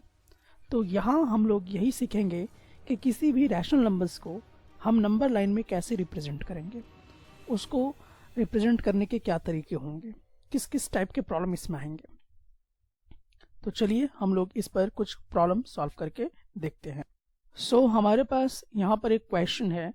ये जो 1/2 है ये एक रैशनल नंबर है और -1/2 जो है ये भी एक रैशनल नंबर है। अब इसको हम लोग नंबर लाइन में कैसे रिप्रेजेंट करेंगे। तो सबसे पहले हम लोगों को एक चाहिए, एक लाइन चाहिए होगा। तो सबसे पहले हम लोग इसके लिए क्या करेंगे, एक लाइन जो है वो इस तरह से ड्रॉ कर लेंगे, ठीक है। और उसके बाद ये जो लाइन है ये आपका एंडलेस है, इसीलिए इसको हम लोग यहाँ पर इस तरह का दोनों साइड में क्या इंडिकेट कर देंगे, एरो इंडिकेट कर देंगे। अब क्या करना है इसके ठीक मिडल में, तो इसके ठीक मिडल में हम लोग यहाँ पर क्या करेंगे, 0 पुट कर देंगे। अब देखिए हम लोग क्या करने वाले हैं, अब हम लोग यहाँ पर लिखना शुरू करेंगे इस नंबर लाइन पर। तो जैसे यहाँ पे 2 का केसेस आ रहा है, तो हम लोग इस वाले पार्ट को इक्वली पार्ट डिवाइड करते हुए चलना है। इसको हम लिखेंगे 1/2, फिर यहाँ पर लिखेंगे 2/2, फिर यहाँ पर हम लोग लिखेंगे 3/2, देन हम लोग आगे बढ़ेंगे 4/2, देन यहाँ पर आगे बढ़ेंगे 5/2। इस तरह से आगे बढ़ते चले जाएंगे। ठीक है, इधर भी हम लोग क्या करेंगे, उसी तरह से इक्वल डिस्टेंस पे, यहाँ पे मेरा भले इक्वल डिस्टेंस ना आए तो आप लोग इंच के माध्यम से इसको कीजिएगा। अब यहाँ पर देखिए हम लोग क्या करेंगे, -1/2, देन यहाँ पर -2/2, देन यहाँ पर हम लोग करेंगे -3/2, और फिर यहाँ पे करेंगे -4/2। इस तरह से सो ऑन हम लोग बढ़ते चले जाएंगे। ठीक है, अब थोड़ा सा एक बात आपको समझना है कि ये जो 1/2 है और ये जो -1/2 है, अगर इसको हम डिवाइड करते हैं तो ये कहाँ से कहाँ जाएगा। थोड़ा सा देखिए, 1/2 को हम लोग डिवाइड करते हैं तो ये 0.5 आएगा, यानी कि ये 0 से लेकर कहाँ तक रहेगा, 1 तक रहेगा। सो यहाँ पे देख लीजिए 2 और 2 यहाँ पे कैंसिल अगर होते हैं तो ये कितने के बराबर होगा, 1 के बराबर होगा। यानी कि जो नंबर लाइन रिप्रेजेंट होगा वो यहाँ से 0 से लेके 2/2 यानी 1 तक ही इंडिकेट करेगा। उसी प्रकार से यहाँ पर देखिए ये भी आपका यहाँ से यहाँ के बीच में क्या करेगा, रिप्रेजेंट करेगा। सो ऑलरेडी यहाँ पर आपको दिखाई दे रहा है कि हमारा ऑलरेडी यहाँ पे इंडिकेट कर रहा है 1/2, तो 1/2 हमारा किस पॉइंट पर है, इस वाले पॉइंट पर है। तो इस पॉइंट पे हमारा आ गया 1/2। ठीक है, इस वाले पॉइंट पे 1/2 हमको इंडिकेट करता हुआ दिखाई दे रहा है। और -1/2 आपको कहाँ पे दिखाई दे रहा है, -1/2 आपको इस वाले पॉइंट पे इंडिकेट करता हुआ दिखाई दे रहा है। ठीक है, सो इस तरह से हमने यहाँ पे रिप्रेजेंट कर दिया। अब इसका कोई नाम भी आप लोग यहाँ पे दे सकते हो, ABC, जो भी आपको देना है आप दे सकते हो। अब यहाँ पर नेक्स्ट क्वेश्चन को हम लोग देखते हैं। यहाँ पर देखिए आपको रिप्रेजेंट करना है 3/5 और -3/5 को। तो कैसे रिप्रेजेंट हम लोग इसको करेंगे, तो इसके लिए सबसे पहले हम लोगों को क्या चाहिए होगा, तो डेफिनेटली हम लोगों को एक नंबर लाइन की आवश्यकता होगी। तो हम लोग सबसे पहले एक नंबर लाइन ड्रॉ कर लेते हैं। तो हम लोग यहाँ पर एक नंबर लाइन इस प्रकार से ड्रॉ कर लिए। और आपको ये बात मालूम है कि यहाँ पर हम लोगों को क्या करना होगा, एरो दिखाना होगा ताकि ये एंडलेस शो कर सके। और बीच में हम लोग यहाँ पर क्या करेंगे, एक मिडल पॉइंट यहाँ पे O ले लेते हैं। ठीक है, ओके। अब आपको 3/5 इंडिकेट करना है और -3/5 इंडिकेट करना है। सबसे पहले तो आप इसको डिवाइड मार के चेक कर लो आप कि कितने के कितने से बीच में है। तो देखो अगर आप इसको डिवाइड करते हो तो 5 और 3 देन 0 पॉइंट यहाँ पे, तो देखो 0.6 आ रहा है, यानी कि 0 से लेके 1 के बीच कहीं ये जो है पूरा का पूरा चीज रहने वाला है। ठीक है, तो अब हम लोग क्या करेंगे, यहाँ पर सबसे पहले अब हम लोग यहाँ पर बनाना शुरू करेंगे। इक्वल डिस्टेंसेस पे हम लोग यहाँ पे क्रिएट करेंगे। सो अब हम लोग यहाँ पे लिखेंगे इक्वल डिस्टेंस पर, तो आप अपने कॉपी पे कीजिएगा, इक्वल ही डिस्टेंस आएगा। यहाँ पे हम लोग लिखेंगे 1/5, देन यहाँ पर 2/5, देन यहाँ पे हम लोग करेंगे 3/5, देन हम लोग यहाँ पर 4/5, देन 5/5। अब थोड़ा नोट करो आप, 5 और 5 को जैसे कट करोगे तो क्या मिलेगा, 1। और मैंने आपको बताया कि 0 से 1 के बीच में ही आपको रहना है, तो अब इससे आगे बढ़ने की आवश्यकता नहीं है। बिल्कुल यहाँ पर भी वैसे ही हम लोग इंडिकेट करेंगे विद द इक्वल डिस्टेंस, लेकिन यहाँ पे माइनस का साइन होगा इस साइड, तो होगा -1/5, देन इस ओर हम लोग बढ़ेंगे -2/5, देन नेक्स्ट हम लोग -3/5, देन -4/5 और -5/5, तो -1 के बीच में आ जाएगा। अब देखिए रिप्रेजेंट आपको क्या करना है 3/5। अब देखो 3/5 कहाँ पर है आपका, तो 3/5 इस वाले पॉइंट पर है, तो यहाँ पर आप इंडिकेट कर दो ए पॉइंट से, ये आपका आ गया 3/5। और फिर आपको क्या इंडिकेट करना है -3/5 ना, तो आपको इस वाले पॉइंट में, यहाँ पे देखिए -3/5 है, तो ये वाला पॉइंट आपको इंडिकेट कर रहा है। तो इसको हम लोग A-P, जो आपको नाम लेना आप ले लो, ठीक है। तो ये वाला आपका यहाँ पर इंडिकेट कर रहा है -3/5। तो इस प्रकार से हम लोग क्या कर रहे हैं, नंबर लाइन में रिप्रेजेंट कर रहे हैं किसी भी चीज को। इस तरीके से तो यहाँ पे जो आपके प्रॉब्लम्स दिखाई दे रहे हैं आपको कि 3/4 है, तो ये आप सॉल्व कर सकते हो, -5/8 है, ये भी सॉल्व कर सकते हो। लेकिन यहाँ पर कुछ डिफरेंट टाइप के क्वेश्चन भी हैं। डिफरेंट टाइप के क्वेश्चन अगर हम लोग यहाँ पर बात करें तो क्या है, वो थोड़ा सा यहाँ पे देख लेते हैं। जैसे यहाँ वाला इस क्वेश्चन को आप देखो, यहाँ पे थोड़ा सा ये डिफरेंट टाइप का क्वेश्चन हो जाता है। यहाँ पे जो आपका न्यूमरेटर है थोड़ा बड़ा है और ये जो डिनोमिनेटर वो छोटा इंडिकेट कर रहा है, ठीक है। तो ऐसे सिचुएशन में हम किस प्रकार से बना सकते हैं, और यहाँ पे देखिए डिनोमिनेटर बड़ा था, न्यूमरेटर छोटा था, डिनोमिनेटर बड़ा है, न्यूमरेटर छोटा है, यहाँ पर डिनोमिनेटर बड़ा है। तो ये वाला जितना है 1, 2 और 4, ये तो जैसे अभी मैंने आपको बताया बिल्कुल वैसे बना के आप सॉल्व कर सकते हैं। लेकिन ये वाला क्वेश्चन थोड़ा सा डिफरेंट है, और इस टाइप के क्वेश्चन को कैसे हम लोग बनाएंगे, अब मैं आपको इसके लिए थोड़ा सा एक प्रोसीजर जो है वो बताने जा रहा हूँ। यहाँ पे देखिए क्वेश्चन 11/4 और -11/4, यहाँ पे न्यूमरेटर बड़ा हो जा रहा है और डिनोमिनेटर क्या हो रहा है, छोटा हो रहा है। तो इस टाइप के प्रॉब्लम को हम किस प्रकार से रिप्रेजेंट करेंगे किसी भी नंबर लाइन में, वो हम लोग देखेंगे। तो सबसे पहला काम हम लोगों को ये नोटिस करना है कि ये कैसे, इसको पहले हम लोग एक फॉर्मेट में पहले क्या कर लेते हैं, कन्वर्ट कर लेते हैं। आपको मालूम है डिवीजन प्रोसेस कैसे और क्या काम करता है। तो सबसे पहले हम लोग इसको डिवाइड करते हैं। तो आप डिवाइड करोगे 11 को 4 से, तो 4 दूनी 8, यहाँ पर माइनस करोगे, दैट इज 3 बचेगा। आप इसको कैसे लिख सकते हो, तो हमें मालूम है कि इस वाले को हम लोग कैसे लिख सकते हैं, दैट इज जो 3 है ऊपर होगा, 4 नीचे हो जाएगा, ठीक है। और यहाँ पर ये जो 2 है ये यहाँ पर आ जाएगा, ठीक है। यानी कि हम लोग इस फॉर्मेट में लिख सकते हैं, ठीक है। 2 3/4 इस प्रकार से लिखा जा सकता है। तो इसका ये मतलब हुआ कि ये है 2 + 3/4, ऐसा कुछ आ रहा है, ठीक है। तो अब इसी तरह से आपको यहाँ वाला भी देखना है कि ये वाला किस तरह से फॉर्मेट हो रहा है। तो यहाँ पर भी बिल्कुल वैसा ही होगा, दैट इज 2 3/4, लेकिन यहाँ माइनस है तो हमने यहाँ पे माइनस लगा रखा है, ठीक है। तो अब देखिए यहाँ पर इस प्रकार से अब हम लोग इसको सॉल्व करेंगे कि एक्चुअली ये क्या इंडिकेट कर रहा है, वो हम लोग यहाँ पे देखना शुरू करेंगे। हम लोगों ने ये समझ लिया है कि जो आपका 11/4 है वो कितने का बराबर है, 2 3/4 के बराबर है।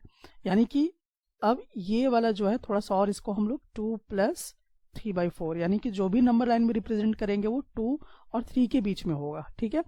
उसी तरह से आपका जो -11/4 है उसको भी हम लोग उस तरह से रिप्रेजेंट करेंगे। अब हम लोग क्या करते हैं, तो अब हम लोग सबसे पहले क्या करेंगे, एक इस तरह से नंबर लाइन जो है वो बना लेंगे।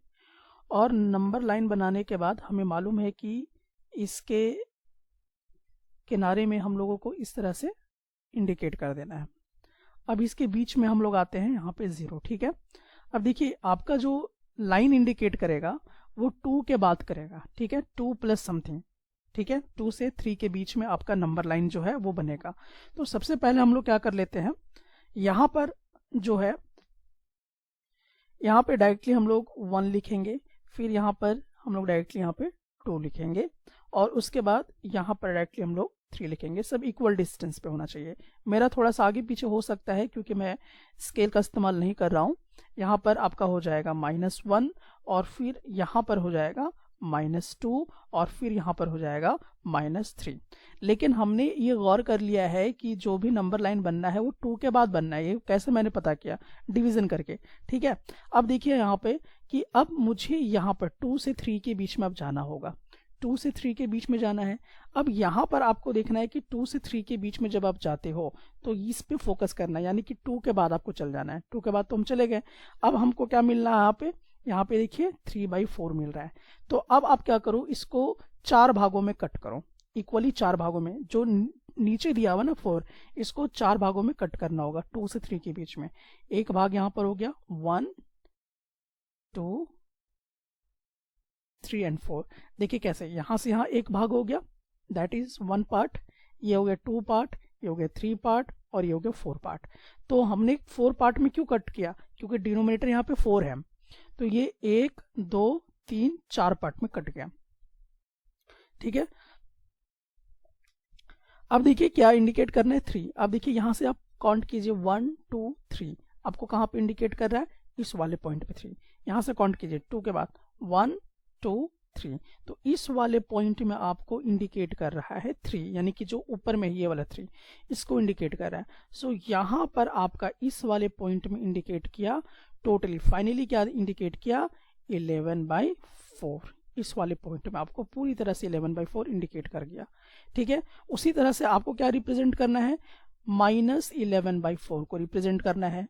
तो इसको भी हम लोगों ने जब देखा कि ये क्या आएगा, यानी कि 2 3/4 आएगा, यहाँ पे माइनस हम लोग भी पुट कर देते हैं, तो ये भी क्या आएगा 2 के बाद ही आने वाला है। तो यहाँ से मतलब कि यहाँ से यहाँ के बीच में हमें करना है। अब ये जो 2 से 3 का बीच का जो पार्ट है, ये वाला पार्ट, इसको कितने पार्ट में कट करना है, 4 पार्ट में कट करना है। तो यहाँ से हम लोग कट करते हैं 1 2 3 एंड 4। देखिए यहाँ से यहाँ एक पार्ट, 2 पार्ट, 3 पार्ट और यहाँ से यहाँ कट हो गया 4 पार्ट। अब हमें क्या करना है, किस वाले लाइन में, तीसरा को ढूंढना है। यहाँ से ढूंढिए 1 2 एंड 3 इस वाले पॉइंट पे, तो इस वाले पॉइंट पे 3 आ जा रहा है। तो यहाँ पर आपका इंडिकेट कर जा रहा है क्या चीज, -11/4। तो इस प्रकार से आपको क्या है, ये जो नंबर लाइन है वो क्लियर हो जाना चाहिए। तो इस प्रकार से हम लोग किसी भी चीज को नंबर लाइन में इंडिकेट कर सकते हैं। सो ये वाला जो प्रॉब्लम है आपके पास, इस वाले को भी बिल्कुल आप सॉल्व कर सकते हैं। तो कैसे, पहले इसको मिक्स्ड फ्रैक्शन में आपको तोड़ना होगा। कैसे तोड़िएगा, आपको इस तरह से पहले डिवाइड कर लेना होगा 1 टाइम्स में, और यहाँ पे बचेगा 3। तो अब आपको 3 को ऊपर, 4 को नीचे, 1 को यहाँ पर, तो 1 से लेके 2 के बीच में आपको क्या करना है, नंबर लाइन को रिप्रेजेंट कर देना है। ठीक है, तो ये बात आपको अब समझ में आ गया होगा। माइनस साइड है तो आपको किधर जाना है, प्लस अगर इंडिकेट कर रहा है तो किस साइड आपको इंडिकेट करना है, वो बात आपको क्लियर हो गई होगी। चलिए मैं कुछ और एग्जाम्पल आपको बना के बताता हूँ। अब यहाँ पे जो आपको दिखाई दे रहा है 19/8, इसको रिप्रेजेंट करना है आपको नंबर लाइन में। तो आप सबसे पहले क्या करोगे, एक तो नंबर लाइन पहले बना लो, लेकिन सबसे पहले उससे भी पहले आपको क्या करना होगा कि यहाँ पे न्यूमरेटर बड़ा है, तो इसको पहले हम लोग तोड़ेंगे डिवाइड करके।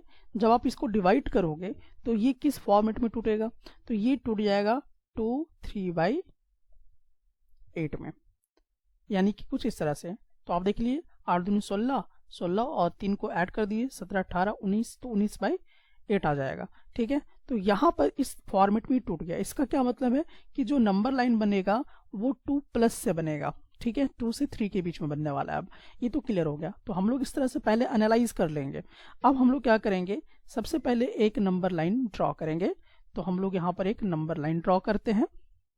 अब आपको मालूम है कि नंबर लाइन को एंडलेस शो करना जरूरी है, तो यहाँ पर हम लोग इस तरह से यहाँ पर एंडलेस शो कर देते हैं, और यहाँ पर हम लोग इसका ये ले लेते हैं मिड पॉइंट। ठीक है, अब आपको क्या करना है, ये पॉजिटिव है ना पूरा 19/8, तो ये पॉजिटिव साइड में, यानी कि इस वाले साइड में मुझे इंडिकेट करने होंगे।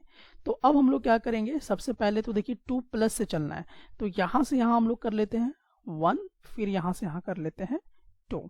ठीक है, और यहाँ से हम लोग कर लेते हैं 3। ठीक है, थोड़ा सा आगे पीछे है, इक्वल डिस्टेंस पे आप लोग रखिएगा। अब यहाँ पर देख लीजिए 1 2, हमें जो भी नंबर लाइन इंडिकेट करना है 2 के बाद ही ना, तो 2 से 3 के बीच में।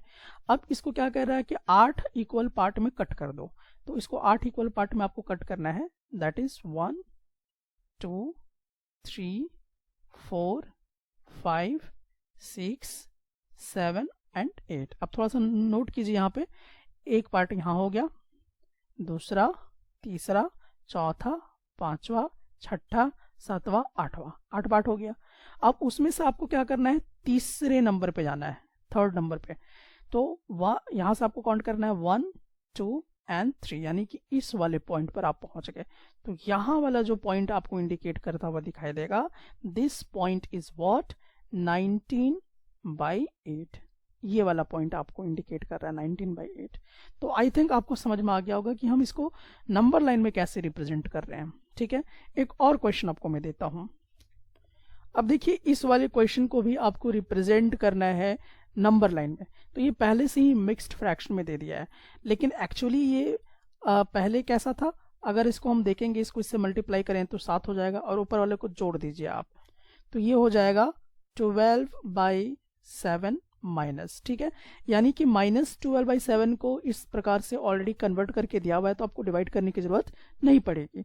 अब इसको रिप्रेजेंट कैसे करें हम लोग, तो रिप्रेजेंट करने के लिए पहले ही जो यहाँ पे ब्रेक किया हुआ है उसको आप देख लीजिए कि जो नंबर लाइन डिनोट होगा वो 1 प्लस समथिंग, यानी 1 से लेके 2 के बीच में ही आपका बनेगा, लेकिन नेगेटिव साइड में बनेगा। ठीक है, तो सबसे पहले हम लोग क्या करेंगे, इसके लिए एक लाइन जो है वो ड्रॉ कर लेते हैं। तो सबसे पहले यहाँ पर एक लाइन हम लोग ड्रॉ करेंगे, और उसके बाद हम लोग क्या करेंगे, इसको एंडलेस शो कीजिए, क्योंकि जो नंबर लाइन होगा वो लिमिट लेस होगा, इसमें कोई लिमिट इंडिकेट आपको नहीं करना है। ठीक है, अब आपको क्या करना है, यहाँ पर हम लोग ले लेते हैं दैट इज -1, और यहाँ पर हम लोग लेते हैं -2। ठीक है, तो जो नंबर लाइन है वो -1 के बाद इंडिकेट करेगा, +1 के बाद इंडिकेट करेगा, मतलब यहाँ से यहाँ के बीच में ही हमारे क्या है, नंबर लाइन बनेंगे। तो इसको कितने पार्ट में डिवाइड करना है, 7 पार्ट में डिवाइड करना है, यहाँ से यहाँ के बीच में। तो यहाँ पर देखिए 1 2 3 4 5 एंड 6, एक और पार्ट मैं यहाँ पे करता हूँ, तो 1 2 3 4 5 6 7 पार्ट। तो ये 7 पार्ट में कट गया। ठीक है, अब 7 पार्ट में कट गया। अब उसके बाद देखना है कि 5 जो है, 5 कहाँ पर आ रहा है, इस वाले -1 को छोड़ के यहाँ से काउंट कीजिए, 1 2 3 4 5, यानी कि इस वाले पॉइंट पर आ रहा है आपका। ठीक है, 5 यहाँ पर आ रहा है आपका।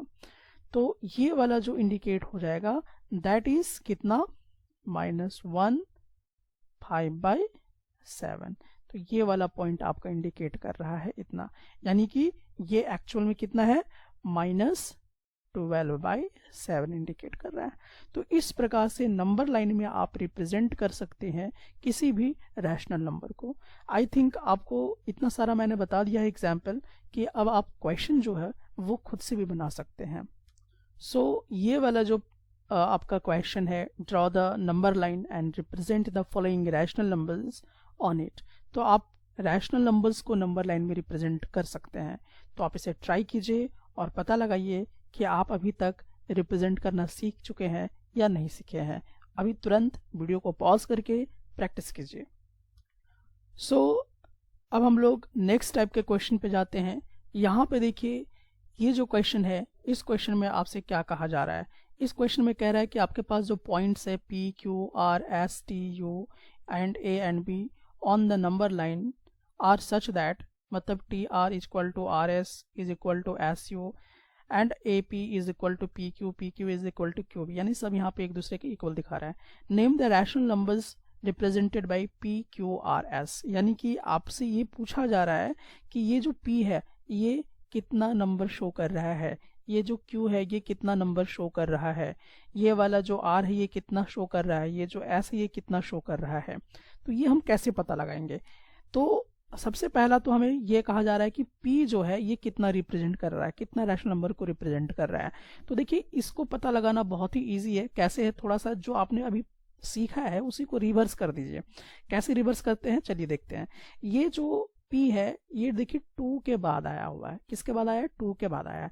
तो सबसे पहले आपका काम क्या होगा कि यहाँ पे तो आप लिख लीजिए 2, ठीक है, okay.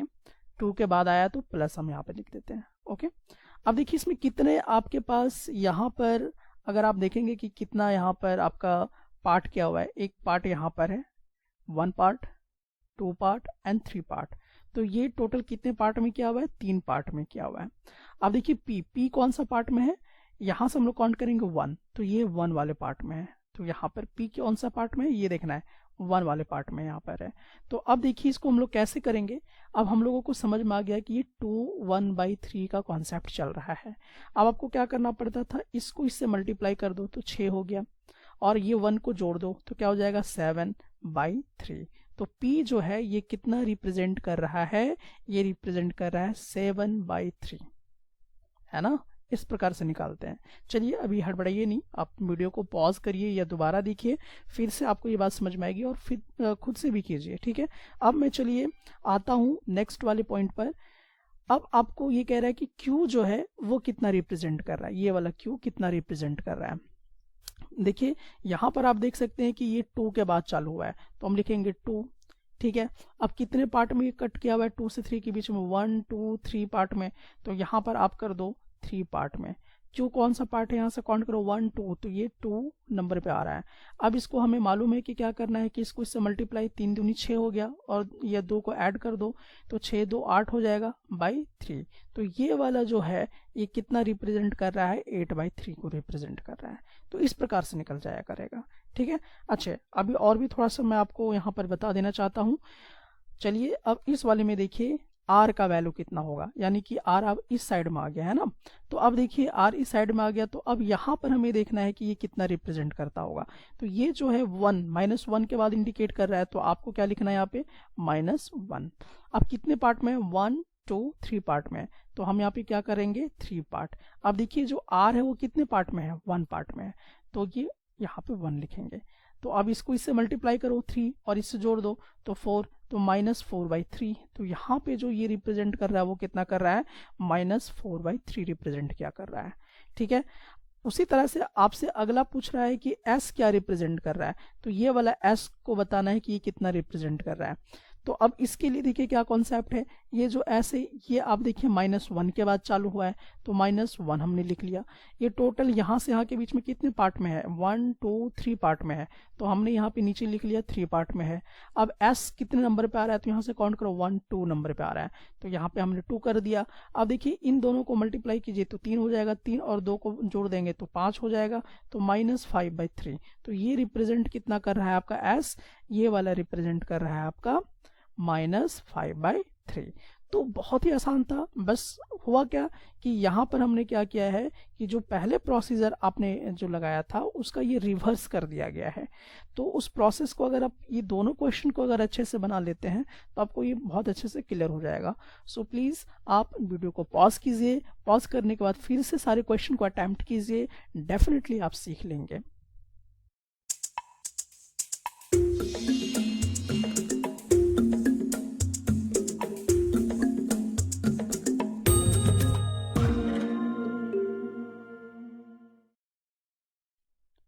So rational numbers between two rational numbers, इसका मतलब ये है कि हमारे पास 2 रैशनल नंबर्स हैं, उस रैशनल नंबर्स के बीच में क्या रैशनल नंबर्स और भी फाइंड आउट किए जा सकते हैं। सो बेसिकली हम लोग इस प्रश्न का जवाब ढूंढेंगे।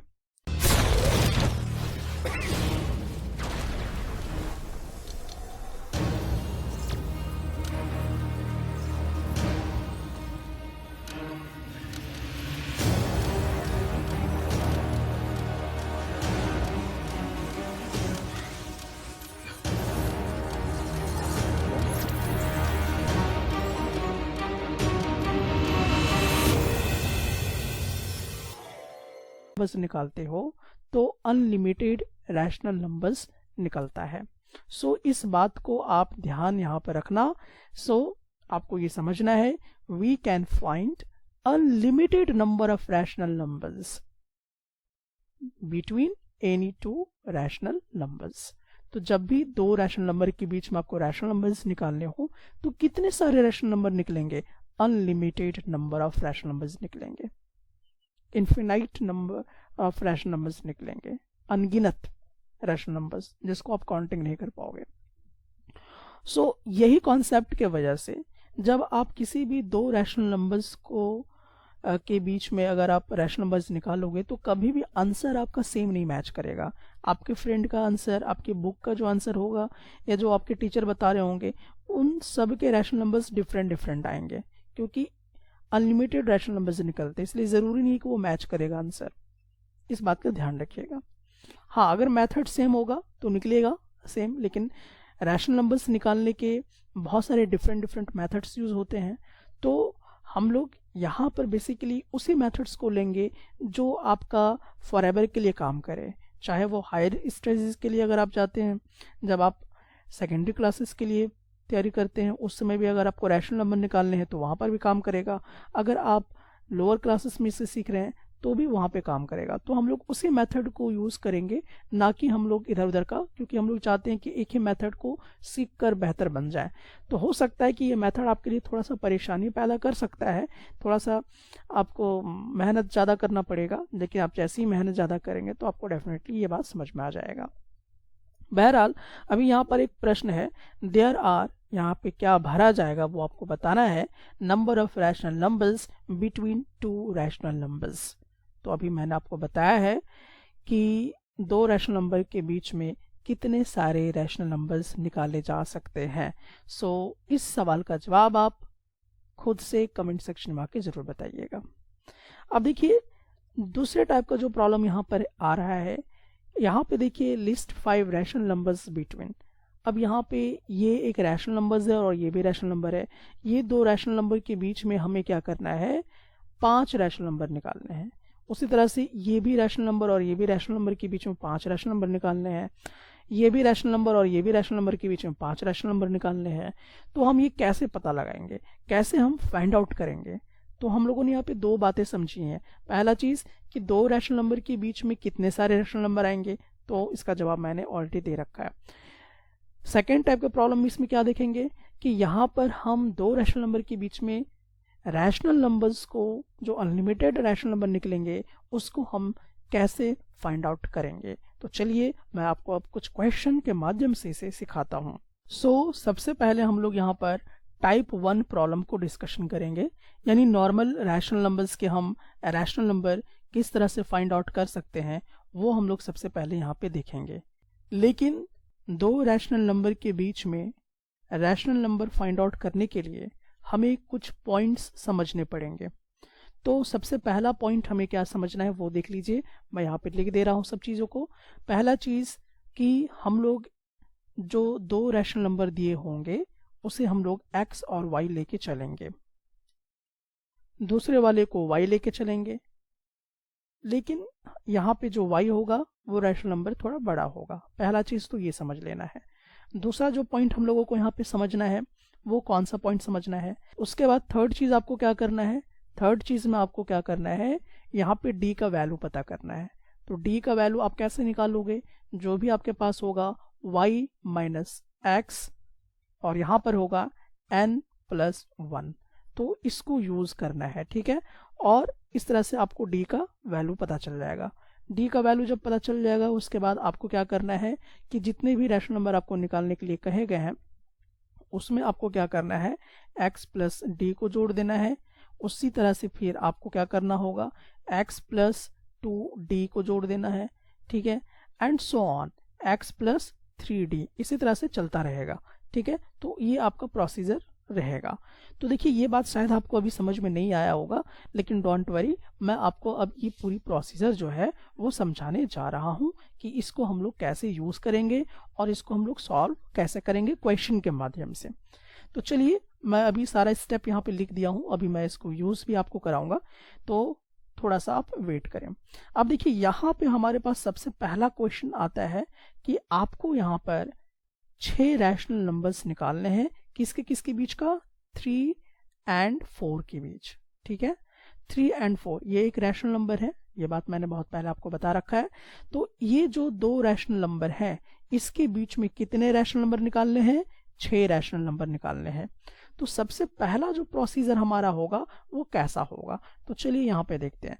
सबसे पहले आप क्या कर लीजिए, ये जो है 3 इसको हम क्या ले लेंगे, x, ठीक है। दूसरी बात क्या होगा, ये y हम ले लेंगे, y किसको लेंगे, 4 को लेंगे, तो ये 4 हमारा y हो गया, ठीक है। और दूसरी चीज हम लोगों को अब देखना है कि हमें रैशनल नंबर कितने निकालने हैं, वो क्वेश्चन में लिखा रहेगा। तो मैंने कहा कि यहाँ पे इन दोनों के बीच में कितने रैशनल नंबर निकालने हैं, 6 रैशनल नंबर निकालने हैं। तो n का जो वैल्यू होगा वो कितना होगा, यानी कि मुझे नंबर ऑफ रैशनल नंबर कितने निकालने हैं, 6, तो उसको n से इंडिकेट करेंगे।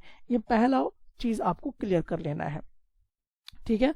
अब ये सब चीजें जब क्लियर हो गई हैं तो अब आपको क्या स्टेप यूज करना है वो अब हम लोग यहाँ पर देखेंगे। सबसे पहला चीज अब हमको क्या करना है, यहाँ पे d का वैल्यू पता करना है।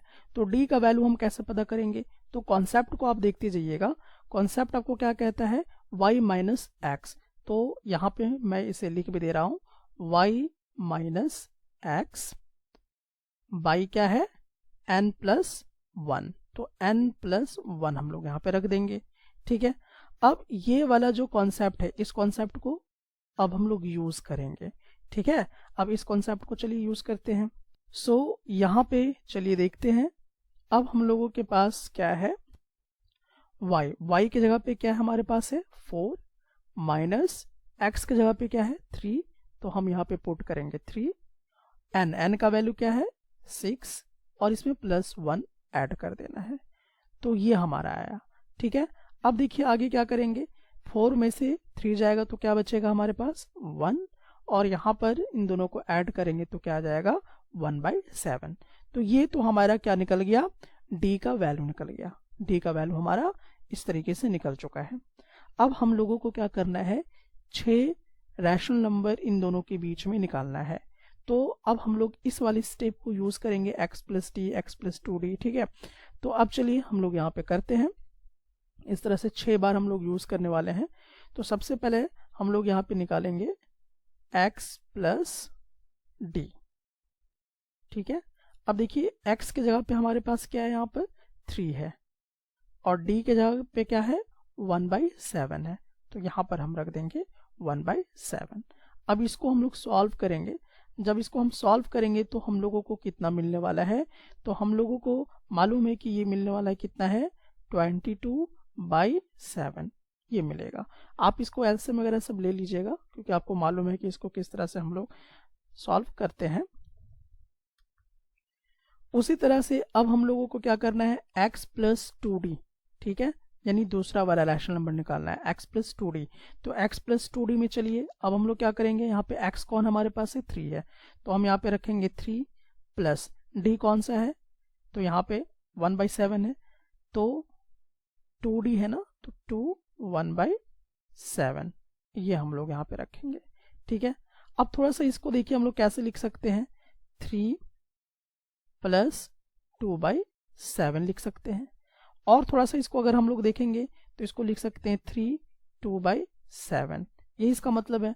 अब देखो इसको आप मल्टीप्लाई करो, 7 21 होगा, और ऐड को यहाँ मतलब 2 जो है उसको ऐड कर दो, तो 21 22 23, तो हो जाएगा 23/7। तो ये हमारा इस तरह से निकल जाएगा। तो ये आपको करना आ रहा होगा। अब उसी तरह से हमें क्या करना है, x प्लस 3d निकालना है, ठीक है। तो x प्लस 3d, तो x हमारे पास कितना हो जाएगा, तो देखिए यहाँ पे x हमारे पास 3 है, ठीक है। 3d हमारे पास कितना है 1/7 है। तो फिर से इसको उसी प्रोसीजर में लेके जाएंगे, दैट इज 3, यहाँ पे इन दोनों को मल्टीप्लाई करेंगे तो हम लोगों को मिलेगा क्या 3/7, ठीक है। अच्छा, और भी जैसे कि इस वाले फॉर्मेट को कैसे लिखेंगे, 3/7 इस तरह से लिखेंगे। अब हम लोग क्या करेंगे, इन दोनों को जब आपस में मल्टीप्लाई करेंगे और इसको ऐड करेंगे तो ये हो जाएगा कितना हमारे पास, दैट इज 24/7 ये आएगा, ठीक है। उसी तरह से नेक्स्ट हम लोग बढ़ेंगे, x प्लस 4d करेंगे। तो x plus 4d, then x का वैल्यू देखिए हमारे पास क्या है, तो x का वैल्यू हमारे पास 3 है, तो हम यहाँ पे क्या लिखने वाले हैं 3 प्लस 4d, तो 4 मल्टीप्लाई 1/7। अब देखिए इसे मैं शॉर्ट में कर रहा हूँ, ठीक है, तो आप इसको समझ गए होंगे 3 4/7। अब इसको हम लोग मल्टीप्लाई करेंगे, जब मल्टीप्लाई करेंगे तो हम लोगों को क्या आएगा 25/7 मिलेगा। उसी तरह से नेक्स्ट अगर हम लोग बढ़े x प्लस 5d की तरफ, तो हम लोगों को बिल्कुल वही चीज मिलेगा, x के जगह पे क्या है 3 है एंड 5/7 है। नाउ अब ये क्या होगा 3 5/7 हो जाएगा। अब इसको मल्टीप्लाई करेंगे तो हम लोगों को मिलेगा 26/7 मिलेगा। अब एक और हमें लिखना है, तो मैं थोड़ा यहाँ पे ले लेता हूँ x + 6d, यानी 6 रैशनल नंबर निकालने थे। तो यहाँ पे स्पेस थोड़ा मेरा कम पड़ रहा है, इसलिए मैं इसको ले रहा हूँ। अब हम लोग यहाँ पर x की जगह पे 3 + 6/7, इसको हम किस तरह से लिखेंगे, 3 6/7, ठीक है। अब हम इसको जब मल्टीप्लाई करेंगे, सब कुछ करेंगे, तो हम लोगों को क्या मिलेगा, 27/7 मिला करेगा। तो इस तरह से हमारा 6 रैशनल नंबर जो है वो निकल चुका है। देयरफॉर अब ये बात क्लियर हो गई है कि 6 रैशनल नंबर हम किसके किसके बीच में निकाल रहे हैं, 3 और 4 के बीच में निकाल रहे हैं। तो 3 और 4 के बीच में 6 रैशनल नंबर देखिए कौन कौन से हमारे पास आ गए, x + d, यानी कि एक तो आ गया हमारे पास कौन सा, 22/7, उसके बाद कौन सा आ गया, 23/7, उसके बाद कौन सा आ गया, 24/7, उसके बाद 25/7, उसके बाद 26/7 और देन 27/7। तो इस तरह से हमारे पास जो रैशनल नंबर निकल के सामने आया है, 3 और 4 के बीच में 6 रैशनल नंबर हम लोगों ने निकाल रखा है इस तरीके से। तो ये प्रोसीजर सब जगह काम आपका आने वाला है। सो इसीलिए मैं आपसे यही कहूँगा कि आप इसी प्रोसीजर से सारी चीज़ों को बनाने का प्रयास कीजिए। चलिए मैं और भी क्वेश्चन आपको लेके यहाँ पे बताऊँगा। सो फाइनली आप समझ गए होंगे, और ये वाला जो प्रॉब्लम है, यहाँ पर आपको रैशनल नंबर्स निकालने हैं, -1 0 के बीच में, -2 -1 के बीच में कितने, 5 रैशनल नंबर्स निकालने हैं। तो इन दोनों पे आप इसी प्रोसेस को इम्प्लीमेंट करें, आपका ये प्रॉब्लम सॉल्व हो जाएगा। हाँ, लेकिन जैसा कि मैंने आपको बहुत पहले बताया कि आंसर में बी वेरी, आपके टीचर्स जो बना रहे होंगे या जो आपके फ्रेंड्स बना रहे होंगे या जो आपकी बुक्स में आंसर दिए होंगे वो अलग अलग होगा। क्यों? क्योंकि मेथड्स बहुत डिफरेंट है और 2 रैशनल नंबर के बीच में अनलिमिटेड रैशनल नंबर्स निकलते हैं, इसलिए आंसर मैच करने के चांसेस कम होंगे। लेकिन इस मेथड को आप अगर अच्छे से सीख लेते हैं तो आपको फिर ज़्यादा दिक्कत बिल्कुल भी नहीं होने वाली है। अब देखिए इस टाइप के प्रॉब्लम को अब हम लोग कैसे सॉल्व करेंगे। यहाँ पे अब देखिए यहाँ पर ये जो क्वेश्चन है इसको हम लोग टाइप 2 क्वेश्चन कहेंगे। यहाँ पे देखिए 3/5 है, 4/5 है। अब इन 2 रैशनल नंबर के बीच में हमें रैशनल नंबर निकालने हैं और इसमें आपको 5 रैशनल नंबर निकालने हैं। तो प्रोसीजर आपको जैसे कि मैंने बताया कि एक को x और दूसरे को y लेके चलिए। तो मैं यहाँ पर इसको x ले लेता हूँ और इस वाले को y ले लेता हूँ, ठीक है। तो मैं सॉल्यूशन करना शुरू कर रहा हूँ। तो सबसे पहले आपको करना जो होगा वो तो क्लियर हो गया। अच्छा, अब यहाँ पे रैशनल नंबर कितने पता करने हैं, तो मैंने कहा कि यहाँ पे 5 रैशनल नंबर निकालने हैं। तो n का वैल्यू हम लोग क्या ले लेंगे, 5 ले लेंगे। अब हमें क्या करना है, d का वैल्यू निकालना है, इस वाले का वैल्यू निकालना है। इस वाले का कोई अभी आपको ज़रूरत नहीं है, इसको इग्नोर कर दीजिए। तो d वाले का वैल्यू आपको निकालना है। सो d हम कैसे निकालते हैं, तो d निकालने का जो प्रोसीजर है आप यहाँ पर देख ही सकते हैं कि वो हमारे पास आता है क्या, y - x n + 1। तो हमारा d का वैल्यू कुछ इस प्रकार से निकलता है। तो अब देखिए क्या करना है, y की जगह पे कौन हमारे पास है, दैट इज 4/5 माइनस x की जगह पे क्या आएगा, 3/5, और ये हमने ब्रैकेट में क्लोज कर दिया है। और n का वैल्यू कितना है, 5 + 1 ये आएगा। अब देखिए यहाँ पर अब आपको थोड़ा सॉल्व करना होगा इसको। तो सॉल्व जब हम इसे करेंगे तो आप यहाँ पे देख लीजिए कैसे इसको हम लोग सॉल्व करते हैं। दैट इज यहाँ पे सेम है डिनोमिनेटर, तो हम इसको इस तरह से लेंगे 5 और यहाँ पर 4 - 3, ठीक है। यहाँ पर ये आ गया एंड यहाँ पे ये हो जाएगा 6। आगे देखिए इसको अगर हम लोग करेंगे तो ये क्या जाएगा, 1/5, ठीक है। अच्छा, इस वाले प्रोसेस को थोड़ा सा मैं यहाँ पे ये कर दूँ, ये क्या है, डिवाइड है। तो आप यहाँ पे इस तरह से डिवाइड रख लेना, ठीक है। और यहाँ पे 6 है, यहाँ पे कुछ नहीं है तो 1 है। मैंने आपको जैसा कि बताया है कि यहाँ पर अब इसको मल्टीप्लाई करने के लिए आपको मल्टीप्लिकेटिव इनवर्स कॉन्सेप्ट यूज़ करना होगा। तो आपको मालूम है कि 1/5 होगा और ये डिवाइड वाला इनटू में चेंज होगा और ये 1/6 में कन्वर्ट होगा। सो फाइनली क्या आएगा, 1/30 आ जाएगा। तो ये क्या निकल गया, मेरा d का वैल्यू निकल गया। अब मुझे क्या करने हैं इस तरह से, अब रैशनल नंबर पता करना है, कितना, 5 रैशनल नंबर पता करना है।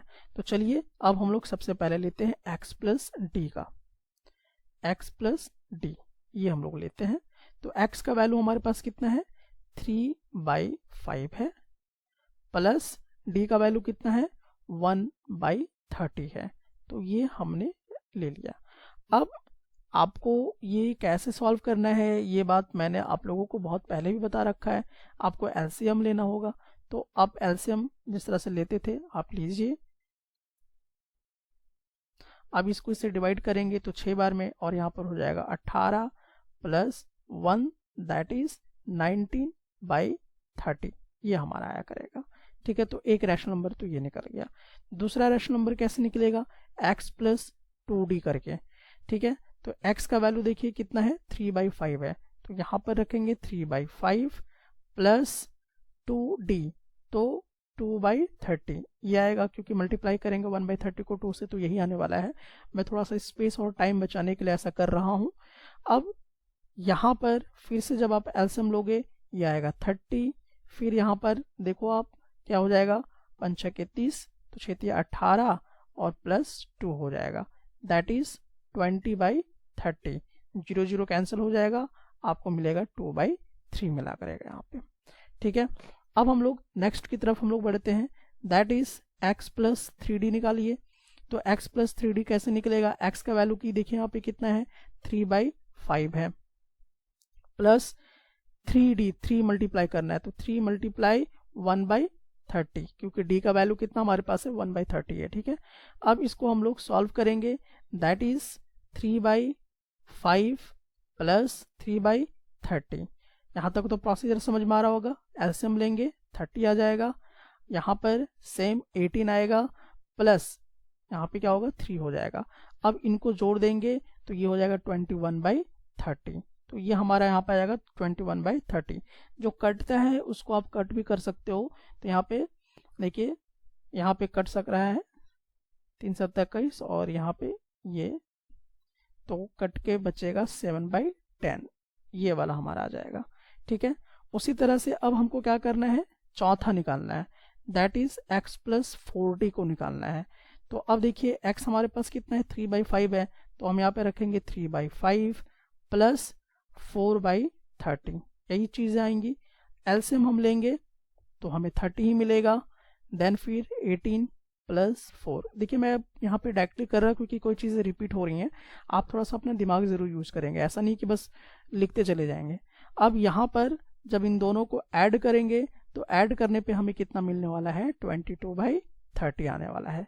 फिर ये कट होगा, तो कट होगा तो कितना आएगा, 11/15 आया करेगा। अब हमें लास्ट एक और निकालना है, x प्लस 5d करके।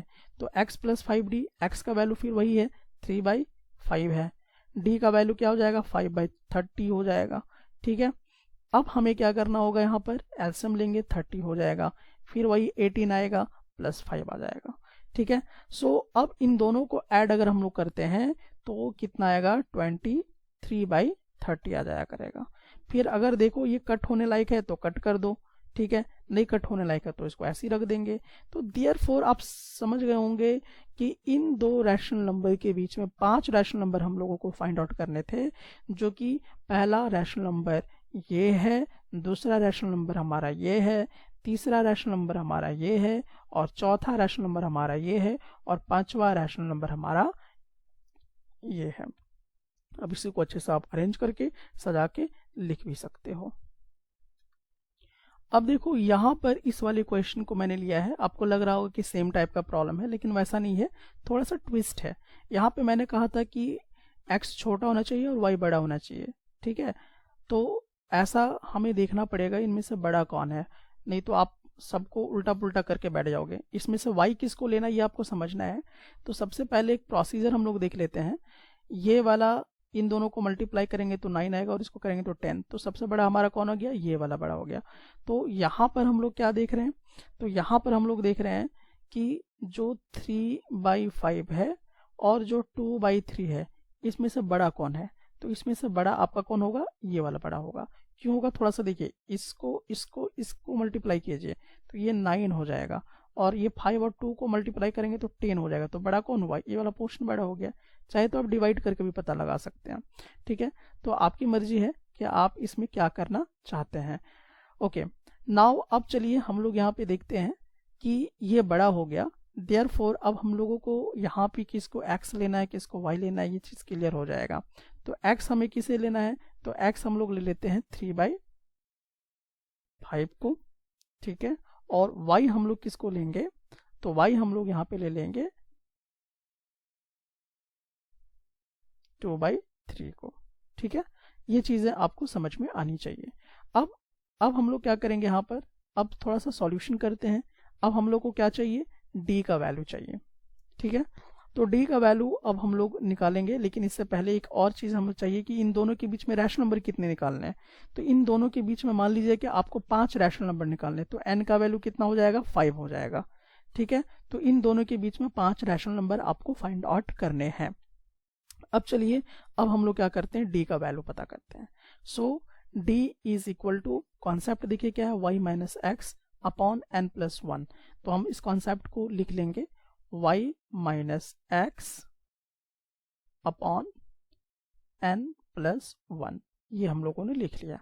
अब इस कॉन्सेप्ट में हम लोग यूज करेंगे, तो y का वैल्यू हमारे पास कौन है, y का वैल्यू 2/3 है, क्योंकि यही तो बड़ा है। तो ये हमारा हो जाएगा कि यहाँ पे 2/3 माइनस x का वैल्यू हमारे पास क्या है, तो x का वैल्यू हमारे पास 3/5 है, दैट इज 3/5, ये पुट कर देंगे, ठीक है। अब थोड़ा सा यहाँ पे देखेंगे, n का वैल्यू क्या है हमारे पास, 5 है, प्लस 1, ठीक है, ये आ जाएगा। अब देखिए यहाँ तो आपको मालूम है कि एलसीएम वगैरह सब आपको कंप्लीट करना होगा।